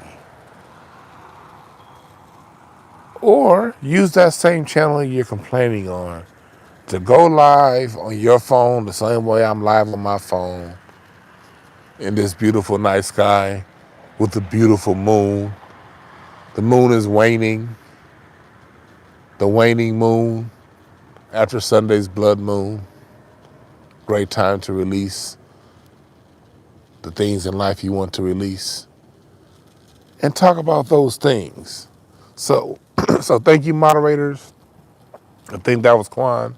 Thank you, moderators, for releasing that brother to go forth to his own channel on this waning moon night, Tuesday night, to start his ventures into YouTube land. So if anyone in this chat room is interested in what that man had to say, feel free to go on over to his channel and listen to him talk about the murder of Kobe Bryant and all of those very interesting things he wanted me to talk about. Back to the chat room. What are y'all talking about in here? Sorry we were so easily distracted. He said Vlade sold the bag. He said, you might lose at Grandma, you moved us, well, what part of SoCal you in now? This Celtics Heat series is going to be fucking great. I think it's going to go 7 games, and I love it. Today's game was so great. Like I only saw the second half, but in that fourth quarter, you see, especially the last 5 minutes, both teams made very difficult shots. Jaylen Brown make a three. Then motherfucking Jimmy Butler come down and make a three. And Tatum come down, and they made well defended shots. Very high level basketball. Both teams move the ball. Both teams play defense. And as a basketball nerd, I am going to watch every game of this series on mute while I listen to jazz. I listen to jazz, and I listen to funk when I watch basketball too. But with this series, I'm going to listen to a lot of jazz because the ball is going to move in the way a jazz band moves, from solo to feature to pocket. And I may actually go live during one of these games. One of these Celtics Heat games, I'm going to do a live. I'm going to come on here and go live, and we're going to all watch the game together. I'm going to be in Seattle this weekend, so I'm probably going to do it while I'm out there in Seattle. I'm going to go live, and we're going to watch this game together, and I'm going to break down we're going to talk some basketball.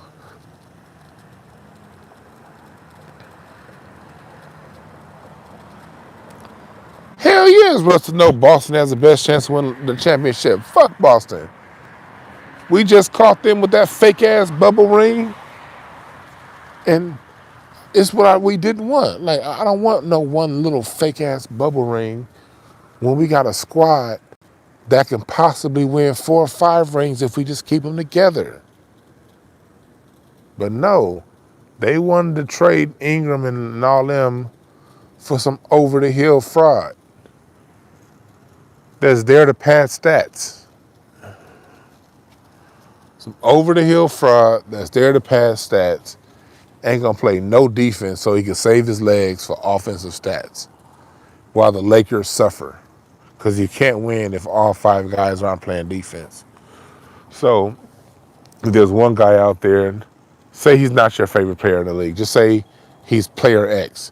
If player X gets on the court and conserves all of his energy to run up in the first 3 quarters of a game, run up and down the court to pass stats, don't play defense, and in the fourth quarter he's too tired because he's old, which is understandable because he is old. I get it, you are tired, but why the fuck are you running up and down the court padding stats instead of conserve your energy for when it's time to win?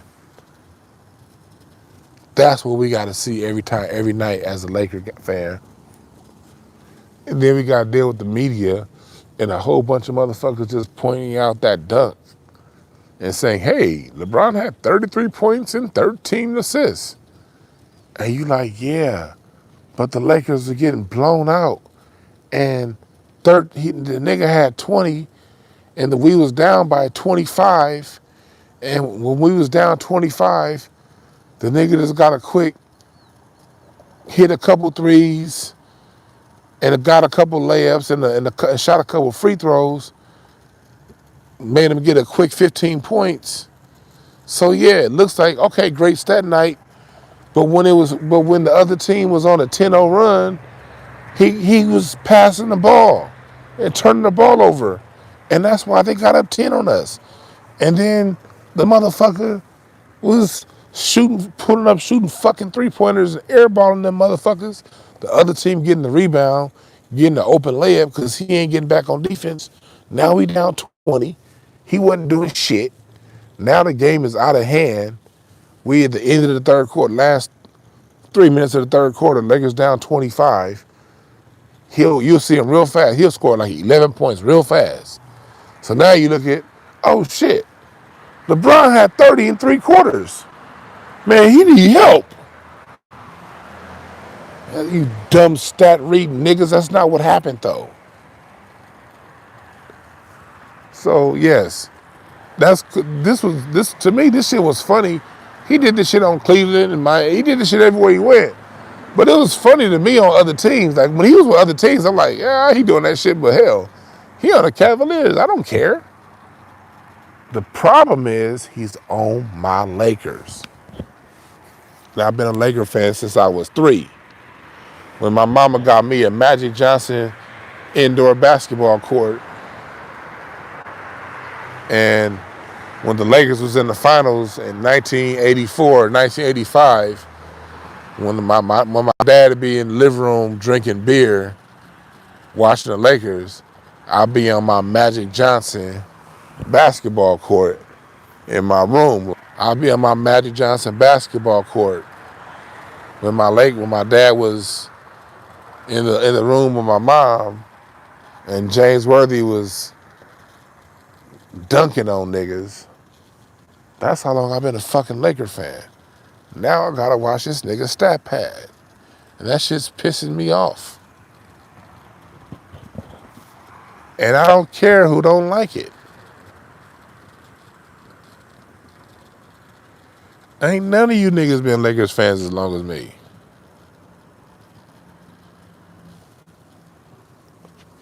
Nigga, I remember when the Lakers beat the Detroit Pistons in 1988. It was me, my brother, and my sister, and my mom, my dad. They took us to Vegas. And that night, we was in Circus Hotel. It's 1988. I was just getting ready to turn 7. No, I had just turned 6. It was right around my 7th birthday, sometime around in that time. And I remember the Lakers won Game 7 of the finals, and it was raining in Vegas and thundering and lightning. And I remember my mom opening the window at the Caesars Palace and saying, the Lakers won, screaming and shit. And we in there like, mama, God damn it, it's thundering outside. Can you close that window? But that's how I remember the Lakers beating the Detroit Pistons at the Great Western Forum in 1988. We were in Circus in Las Vegas watching that shit happen. I'm that kind of Laker fan. And we got this nigga over here padding stats and losing like a motherfucker. Telling y'all, I'm a Laker fan. I had a white homeboy. I had courtside seats to a couple games in 1994, back when Eddie Jones was a rookie and James Worthy's final year, nigga, Eldon Campbell and Vlade Divac, and Magic was the coach. I remember, that's how kind of Laker fan I am, goddammit. I saw Shaq and Kobe play together at least 20 times at the Forum and Staples Center. I saw Kobe and Gasol together, at least 50 times at Staples Center. Nigga.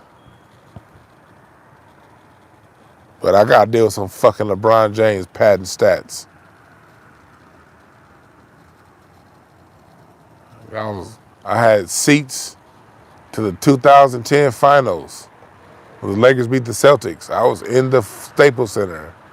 One of the greatest moments of my life. So that's why Lakers mean so much to me. They always win championships on or around my birthday. The Lakers won that 2010 finals game on my 29th birthday.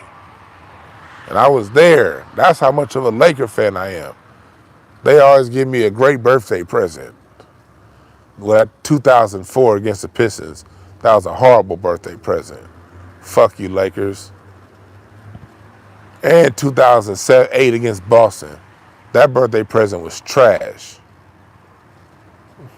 But they give me more birthday presents than not. I love my Lakers. And I got to deal with some fucking LeBron James padding stats. Do y'all hear the anger coming out my voice, y'all? Do y'all hear the frustration coming out my mouth at this time? So yes, I'm going to talk shit about this colored hairline having ass nigga all day. He hijacked my team. Nigga, I said at every level of that. Hell, Sam Watson. Whenever I want to get good seats, man, call Sam Watson. I'm gonna have some seats either like on the fourth row behind the basket, but like not now. Well, since LeBron there, them tickets are way too expensive now. Back when Kobe played, $200. I'm on the third row behind the basket.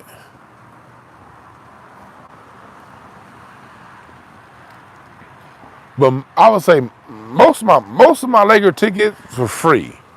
I knew people. I just know people. Either they had season seats and they would give me 4 or 5 seats a season or something like that. I knew this is one white dude. We was real cool. This is back when I did loans. And he had seats in Staples Center for Laker games.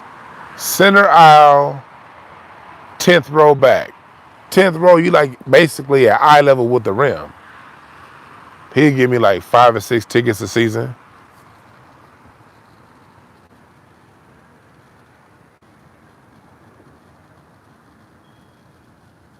Hell no, I wasn't celebrating that bubble ring. That shit was trash.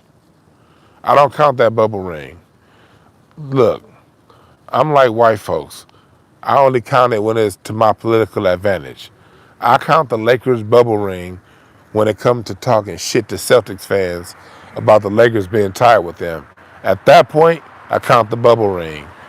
I count the bubble ring when people talking shit about how bad my Lakers are, and I be like, hell, well at least we won a ring 2 years ago. I use the bubble ring at my political advantage. I'm like white folks when it comes to that. But when I'm not arguing with somebody, fuck that bubble ring. That bubble ring don't mean shit. I only bring out that bubble ring. To rub it in people's face. That's it.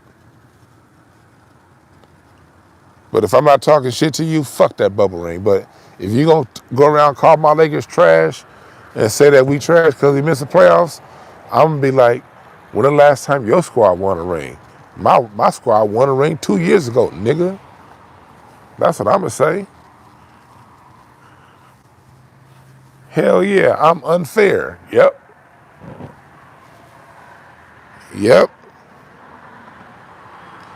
No, the Spurs first ring don't count, and neither does the Heat's first ring. We set that rule. Phil Jackson set that rule back in '99. Phil Jackson set that rule back in '99. The motherfucker, that shit is a goddamn asterisk.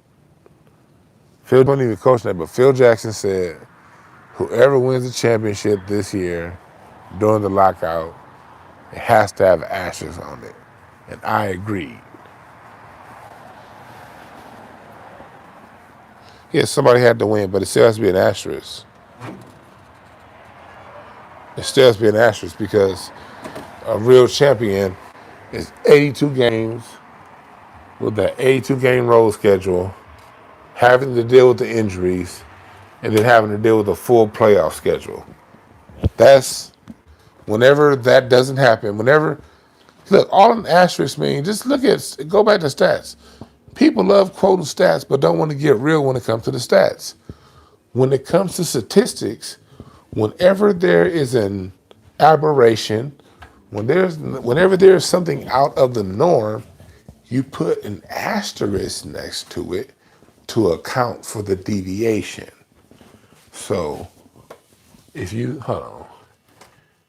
if you have 60 seasons of basketball, right now the NBA is at 75 seasons. I think you went to 82 game season, somewhere around like his 65th season. So you got 65 seasons of basketball, 82 games. Okay, you have 2 seasons out of 65, now 3 that were abbreviated. That's an aberration. That aberration has to be statistically accounted for because you can't, in good faith, quantify the statistics in the same way. A person who had a 33-point average in a 50-game season, that's different than averaging 33 points a game in an 82-game season. Because in the extra 32 games, you have a higher probability of going through a slump, having some down games or getting tired sometime in that season and having your production drop off. So in order to account for that, you have to put an asterisk next to it. That's all.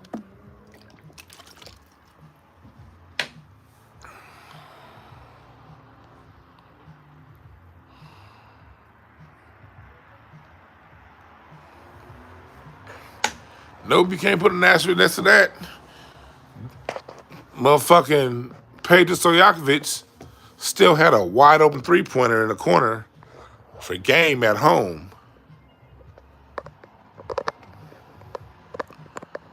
Nigga missed that fucking shot. Chris Webber got alligator armed in that game 7 at home. And this is one thing I talk about. Them referees was cheating their asses off for the motherfucking Kings too. That's how they stretch out games. That's how they stretch out series. That game when they said Kobe hit Mike Bibby in the nose, go back and look at the video. Mike Bibby was holding.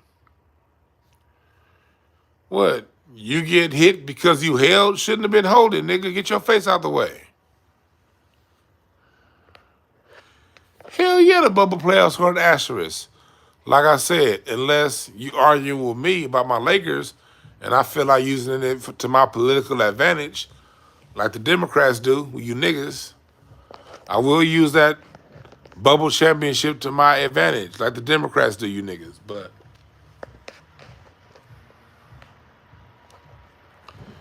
outside of that, yes, the bubble playoffs are definitely an asterisk.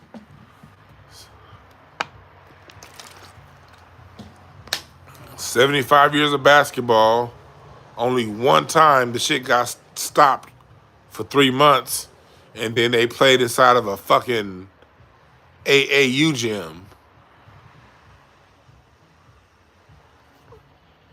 That was basically an AAU. That was basically an AAU tournament. That whole bubble.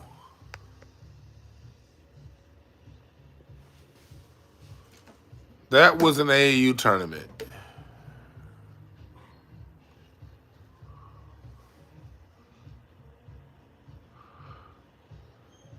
I gotta turn on some jazz. Oh hell yeah, Oscar Peterson. What you say? Hell no, they shouldn't have played at all.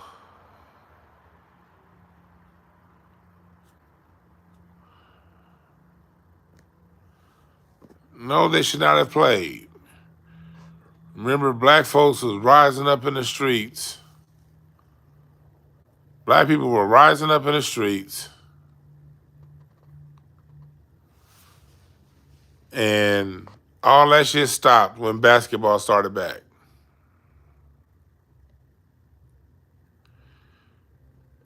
Only a fool will believe that argument that a bubble ring was the most difficult. They had no travel.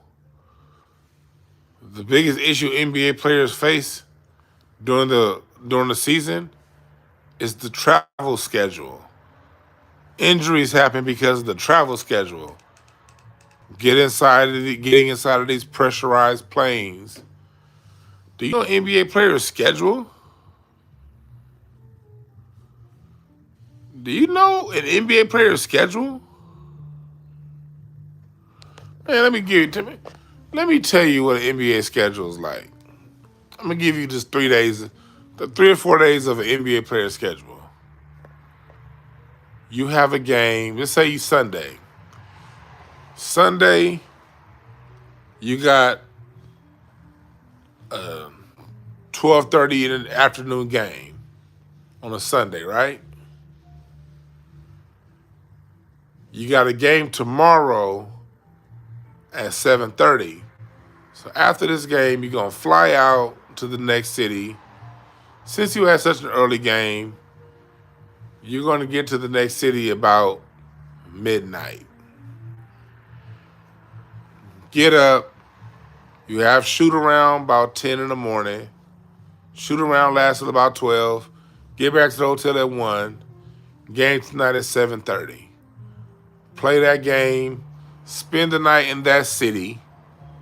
And then the next day at about 12 o'clock, you got a flight to the next city. Get to that city about 7. Go out and party that night. Next day, shoot around 10 o'clock to 12. Go back, take a nap. Game time, 7 o'clock. Fly out. Game time is over at 10 o'clock. Then after that, you have media availability. And then if you brought friends, if you know some people in that city, you have them meet you in the friends and family room or the stadium. So you leave at about 11 o'clock. Catch a flight that night. Get on the plane about 12. Catch a flight that night. Get to the next city about 6 in the morning. If it's a time change, maybe 3 in the morning. No shoot around because you got in late.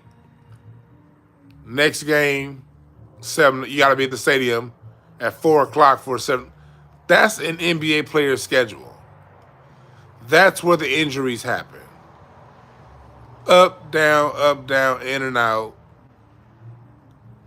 all around the country, in these airplanes, not getting adequate rest. That's where players get injured.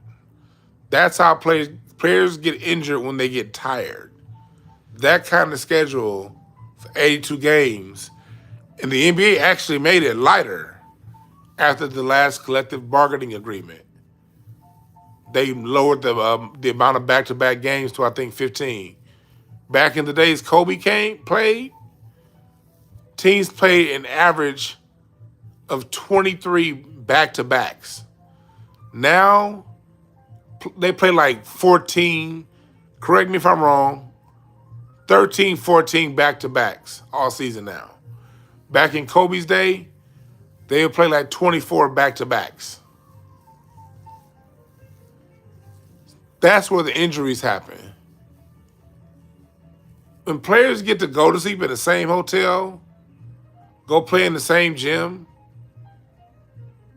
not have to deal with these different varying time zones and weather changes.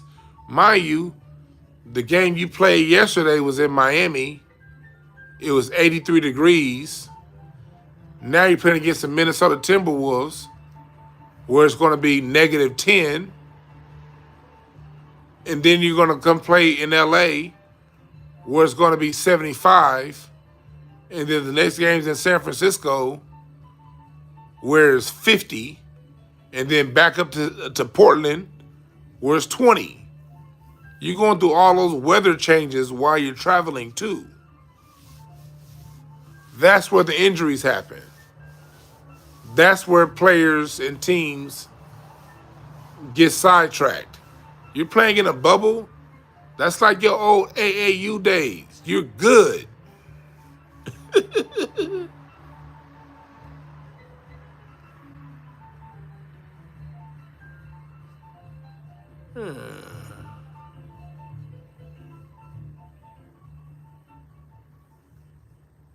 Hell yeah, they stretch the season out to make an easier travel schedule for the players. And hell, go back to the Lakers. Go back and watch them old videos of the Lakers versus Celtics rivalries in the 80s. You're going to see games. Just go back and look at those 1987 documentaries about the Lakers versus Celtics. Them niggas have to take public planes. Imagine losing to the Celtics and then taking a United flight that's full. And it ain't enough first class seats for you big niggas. So you got 6, 7 niggas sitting in coach. That's how it was in the 80s. At least they didn't start teams didn't start flying in private jets into the 90s.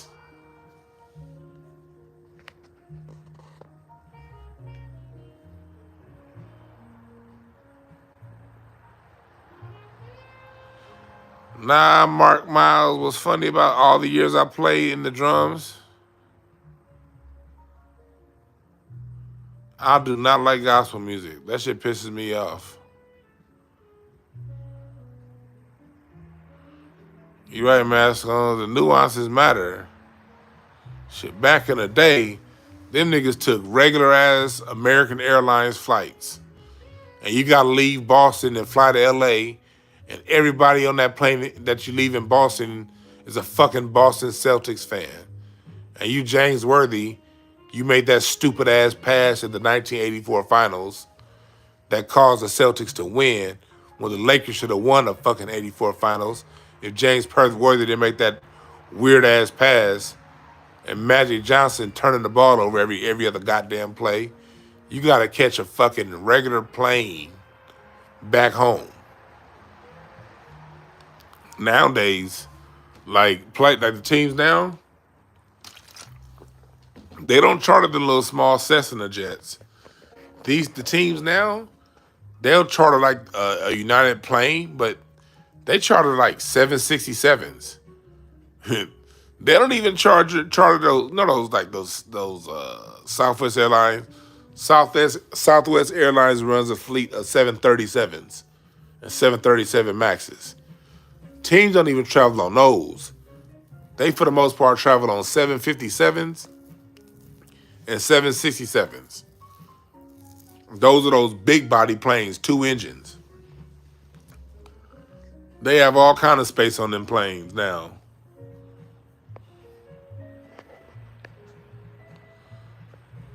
Sometimes you'll see them in the Airbus A320.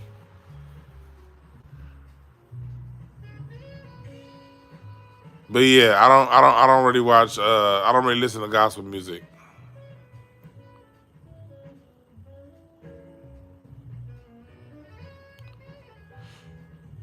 Yeah, the 767s are the older models. Yeah, most of those chartered jets that they be having, they'll be like retired United Airlines planes, but they decked out like a motherfucker on the inside.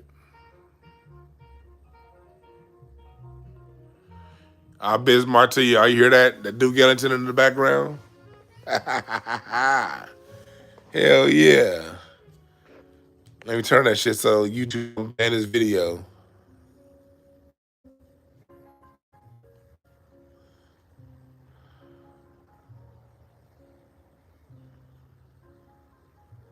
Yeah, throw that goddamn bubble season away.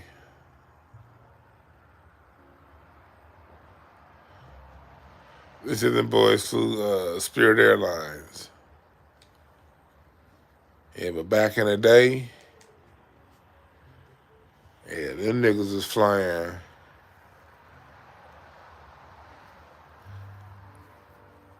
Back in the day, yeah, they was flying all kind of shit like that. Like now, they you pick them up at Like if you're in LA, LAX, if you want to see where the players come in, they come in two places. One is behind where Worldway used to be, Worldway, but that's rare. Most of the time, the players like come out through off the Imperial Highway. If you're going to from LAX, you exit the 105. The 105 ends at Imperial Highway. That first driveway, make a right, go down that long driveway. That's where the clearport is, where all the private jets and shit. That's where they come out. So usually, like when the Lakers go on a road trip with the Clippers, they'll park right there at that clearport and go in through that door, and that's usually where the plane is.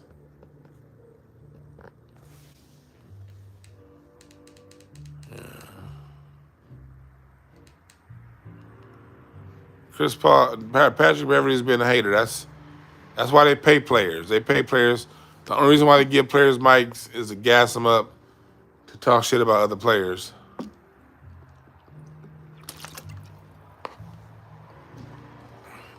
And a Proud Bird is over off of La Cienega. Not by the Proud Bird. You want to go further down Imperial, where the 105 ends.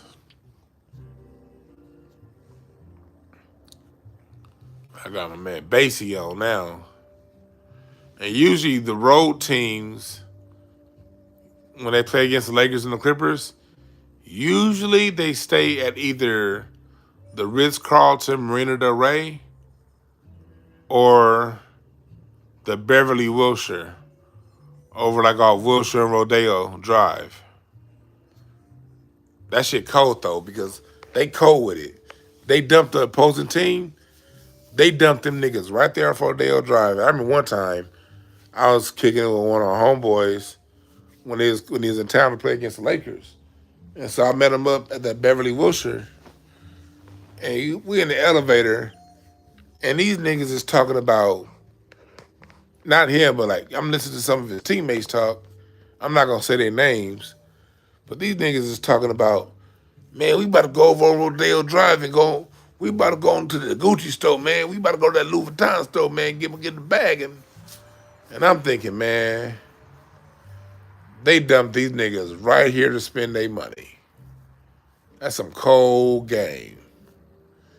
That's why it's better when they put them at the Ritz-Carlton in the Marina. You know, they can focus on their game. When you dump them niggas on Rodeo Drive in Wilshire,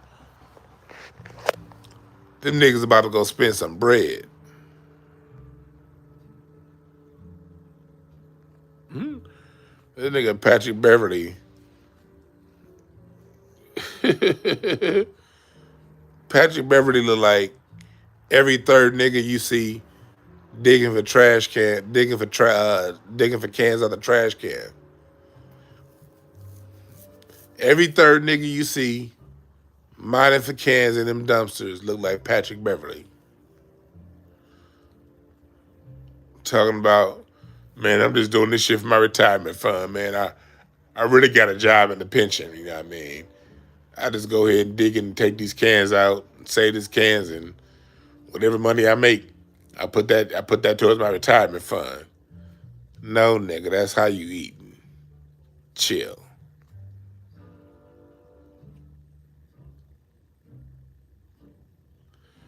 You ain't talking about your retirement fund. Nigga, you got laid off.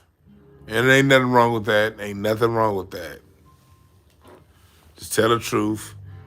You got laid off, and this is what you gotta do to make it do what it gotta do.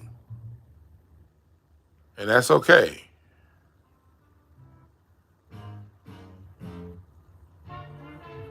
Man, come on, Spotify.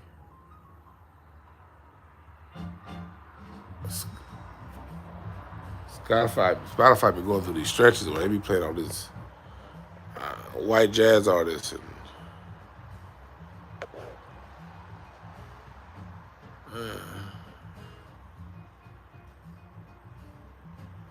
Oh yeah, Diners is still open. I ain't been that motherfucker so goddamn long. It's funny, me and the wife was talking about going to diners because we ain't been to that motherfucker. Shit, probably since we was in high school.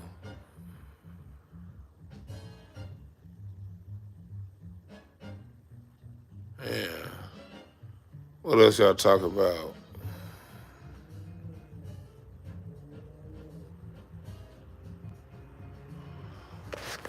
I love my goddamn jazz. Spotify ain't hitting right now.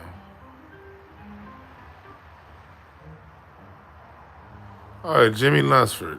Yeah, there we go.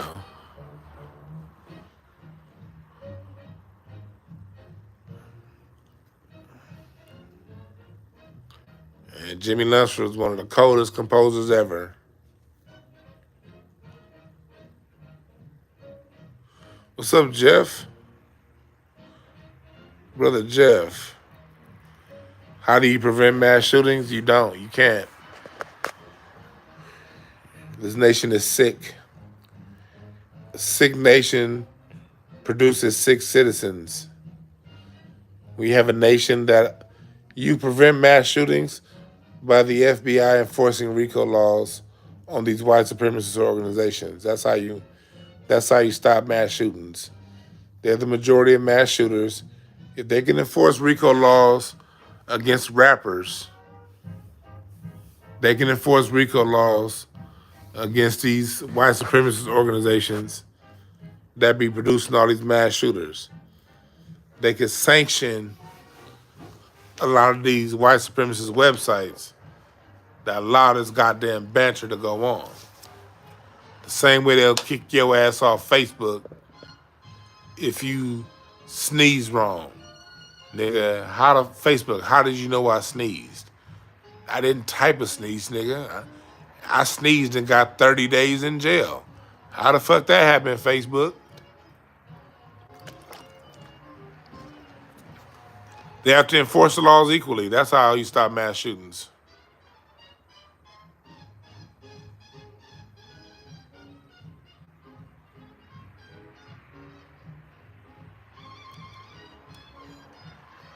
You said Eli Marcellus died this week? Rest in peace.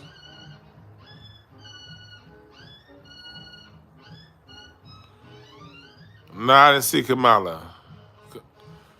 Man, Kamala.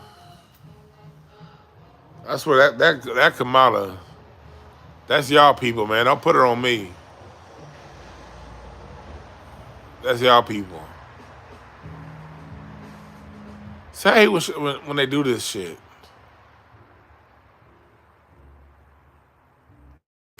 These,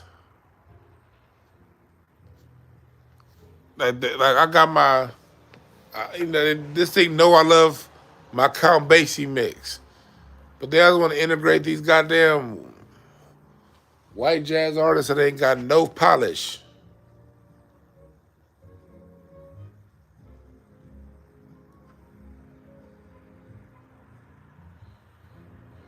That's right, Jeff. Mass shooters on the same side of the system that brought you Facebook. That's real motherfucking talk.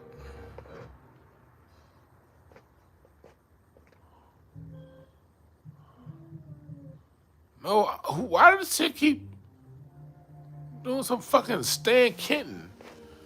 This thing, my favorite, when it comes to my jazz, two of my all-time favorites, nigga, Count Basie, Oscar Peterson.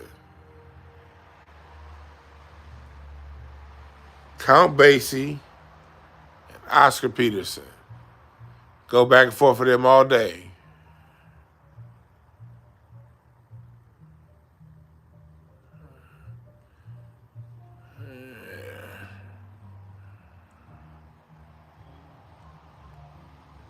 What the fuck y'all talking about? I'm listening to some Oscar Peterson right now.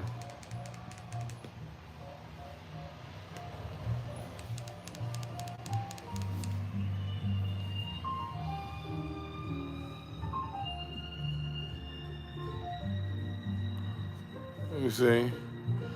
Yeah, I did my Kendrick views on Mixcloud. And it's on my Spotify too.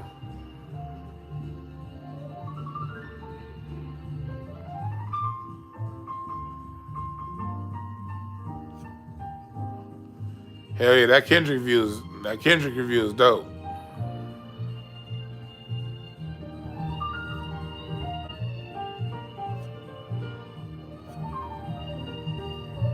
Man, I'm trying to look for this.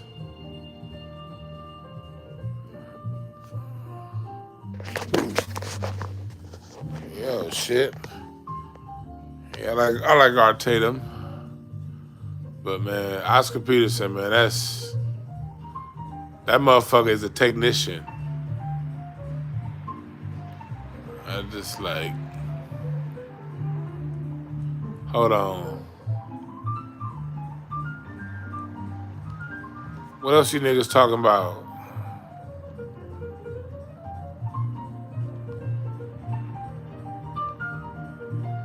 You said, can you blame people for partying with it? No, I don't blame people. I don't blame people for putting their problems away.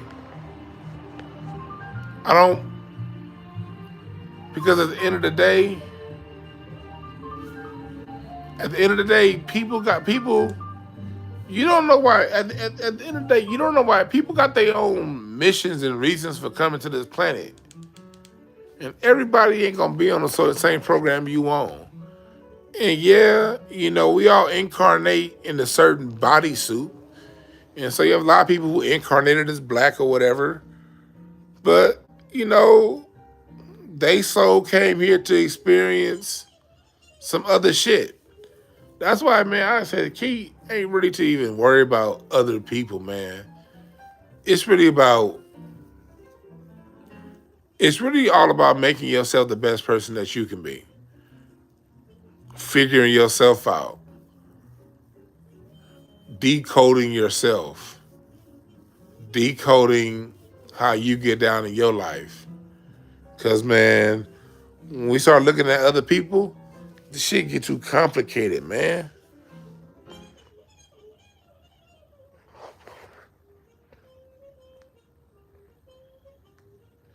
Oh, shit.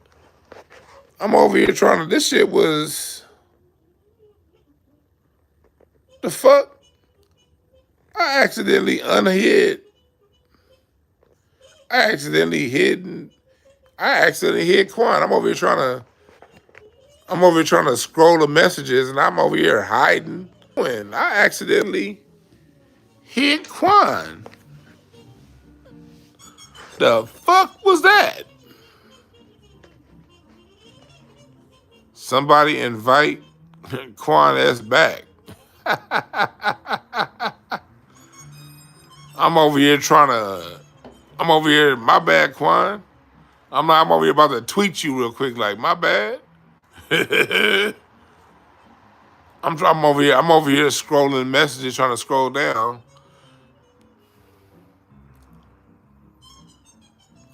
Is there a music group where the replacement lead singer was better than the original?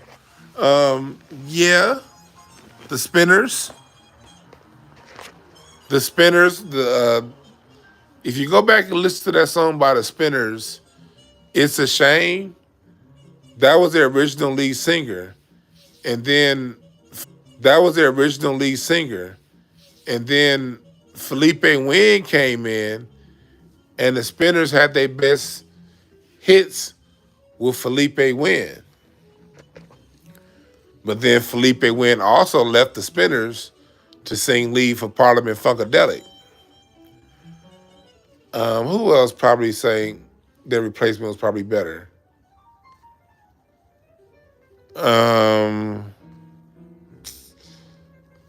It was probably some other bands. I can't think of none right now. But I would say definitely the Spinners.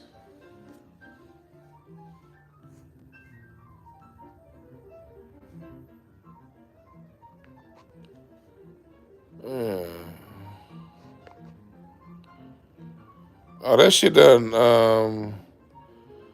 that whole thing done took Quan's moderator wrench. I just put it back on there. See, man, them Ollie Woodson I can't go with Ollie Woodson. Cause them 80s Temptations, man. I'm sorry. Most of that music sucked. Maybe Dennis Edwards. Maybe you could make an argument with Dennis Edwards, but no, you can't really because the Eddie Kendricks and what's his name? Those two, I'm drawing a blank. Eddie Kendricks and you know who I'm talking about with the glasses. Y'all know who I'm talking about. And Paul, those are the Temptations' biggest years. They were still really big with Dennis Edwards. With the Ollie Wilson years in the 80s, late 70s. No disrespect to the Temptations, but I fucking hated that era of the Temptations. Go back and listen to 80s. Go back and listen to 80s Temptations, like Treat Her Like a Lady, and go watch them corny ass music videos. They all had these big ass afros and shags. Let me tell y'all something, young people. Yeah, David Ruffin. Let me tell y'all, young people. Let me tell y'all something. 80s was one of the best eras for music, and the 80s was one of the worst eras for music at the same time. The power singing at the 80s was the best decade for singing. It had the greatest vocalists, male and female power vocalists. The 80s had a lot of good party music. Hip hop was starting off to really get its traction in the 80s. But 80s also had a whole bunch of cheesy ass synthesized music. And those artists from the 60s, when they did music in the 80s, most of that shit sucked. Like, I remember as a kid in the 80s thinking the 60s was like a long time ago. Now I'm thinking like, goddamn, 2022 is to 2002 what 1986 was to 1966. Damn. But I said that to say this. Those groups from the 60s, those artists from the 60s, whether it be James Brown, Johnny Taylor, the Temptations, all them motherfuckers except for except for Stevie Wonder. Every one of them except for Stevie Wonder and the Isley Brothers. That music sucked.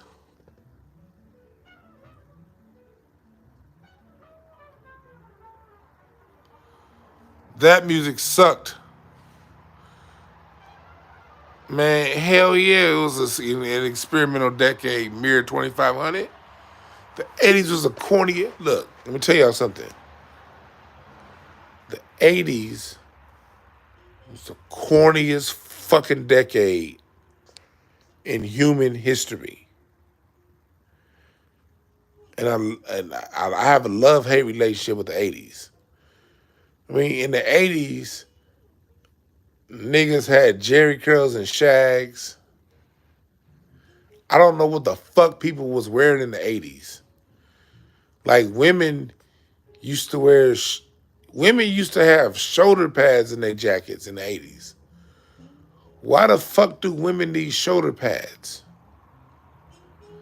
But no, go and watch any episode of Murphy Brown and you're gonna see women in shoulder pads. The fuck was wrong with the 80s?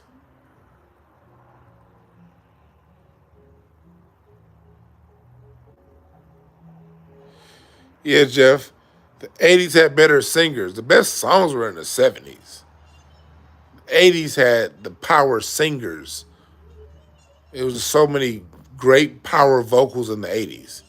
No, but the 70s had the best music, period. And yeah, Quan, them football pad sized ass. The 80s was fucking corny, man. Like in the 80s, don't get me wrong. I will watch some 80s shit just to laugh at how corny it is. Like in the 80s, all you had to do to beat somebody up was like fall on the ground, jump up, and then punch them one time, and then they'd be knocked out. Like in the 80s, niggas, all the police had to do was say freeze. Nigga, 80s is fucking corny. But I tell you this though, oh, hell yeah, I'm watching this one. I tell y'all this though.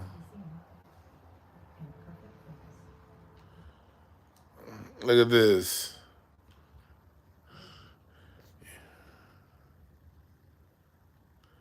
I mean, what power scenes am I talking about? Man, the 80s? For the women, you had 80s, you had Vesta, you had Stephanie Mills, you had Luther on the male side, you had Freddie Jackson, you had the Jeffrey Osborne still singing, Peebo Bryson, it was a lot of singing motherfuckers in the 80s. Patti LaBelle, Shaka Khan was still singing, the Whitney Houston, what's her name? You had Nita Baker. You had, you know who I'm talking about. You Know How to Love Me. What's her name? She died. She killed herself. What was her name? Phyllis Hyman. Yeah. You had Howard Hewitt. Howard Hewitt's biggest issue was his music was too 80s. Like his production. Like Howard Hewitt, everything was just 80s. Hey, look what I'm watching.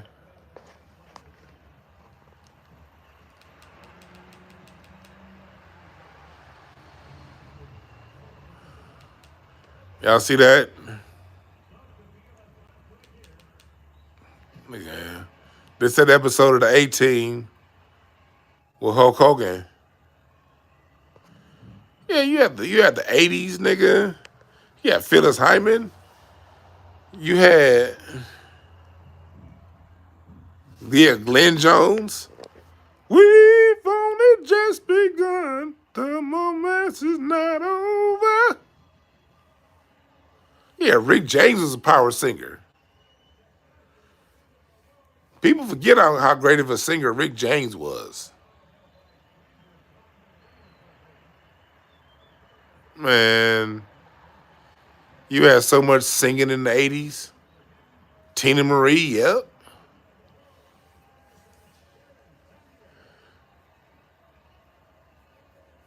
Nigga, Howard Hewitt was a great singer.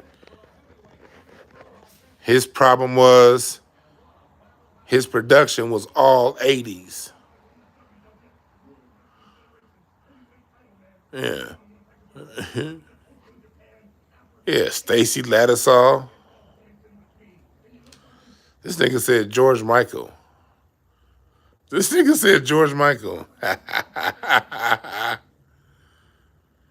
Hell yeah. See, this is how corny the 80s was.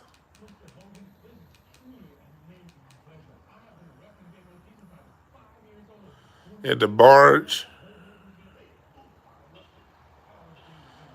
What y'all know about this shit that's on TV? Yeah. They said Dr. Dre versus Count Basie. Is that even a question? Count Basie put on more people than Dr. Dre did. As many people as Dr. Dre put on, Dr. Dre's career mimics Count Basie's in so many ways. But Count Basie put on Quincy Jones. That's enough right there. Count Basie put on Quincy Jones. Count Basie put on Billie Holiday. Count Basie put on Lester Young. Count Basie is where people went to go to revive their career. Count Basie is where when Frank Sinatra's career was fledgling, he went to Count Basie to bring it back. Count Basie put on Tony Bennett when what's his name, when Sammy Davis Jr. career was kind of fledgling. Count Basie put him back on. Count Basie gave Ella Fitzgerald some of her biggest hits. Man,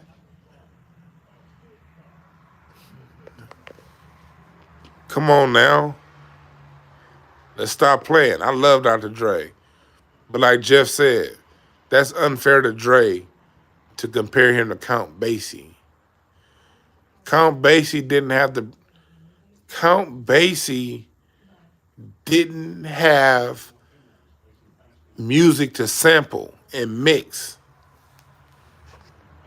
Count Basie had to write those parts. Count Basie had an orchestra. He had to write out parts for a trombone section, a trumpet section, sometimes a string section in studio. He had to get parts for the rhythm section. He didn't get to say, hey, that George Clinton song sounds good. Let me slow it down and mix it with that Chic song, and I'm going to lift the drums from that James Brown song, and now I got a hit. Count Basie didn't have that advantage.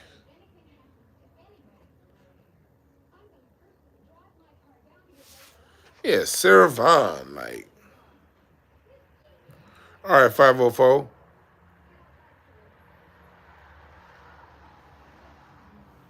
Man, that is unfair to Dre to compare him to Count Basie. So unfair.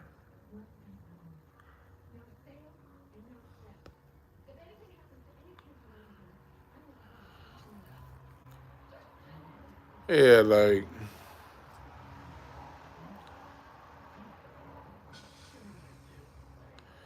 Yep. Real talk. Dre is inspired by Funkadelic and James Brown. James Brown and Funkadelic were inspired by Basie.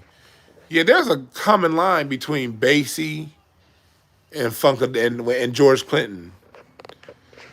The way George Clinton managed Funkadelic Parliament was the same way Basie managed his band, except for Basie actually paid his musicians.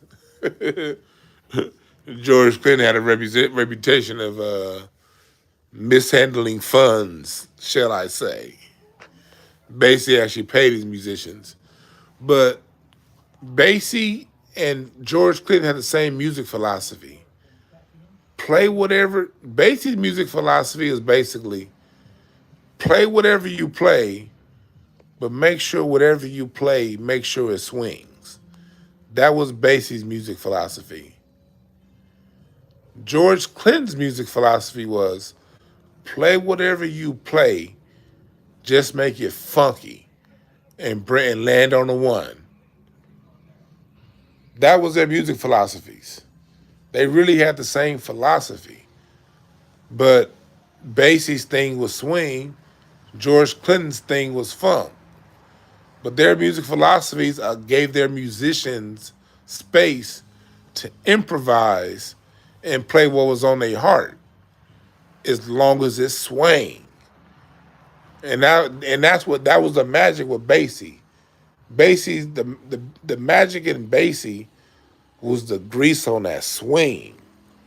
Like if black is in your DNA, you got to be able to put on some Count Basie and just feel that swing in your soul.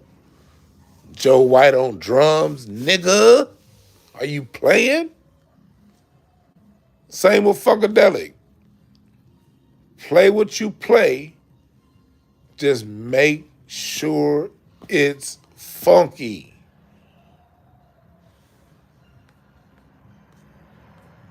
Play what you play. Just make sure it's funky. And that funk, it just when you listen to when you playing it right, it just make your face squinch up.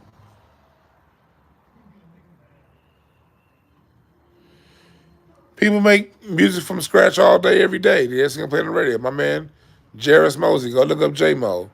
J-Mo makes music from scratch all the time.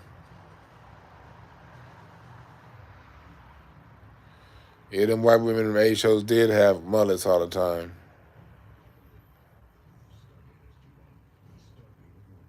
Yeah.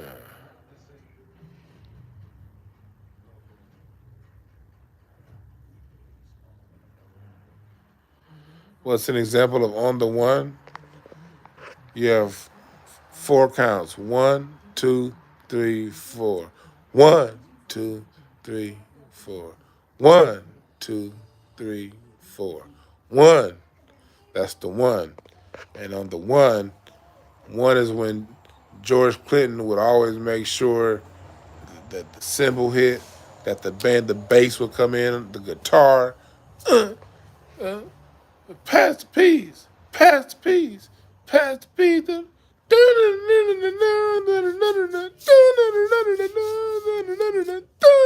That's the one.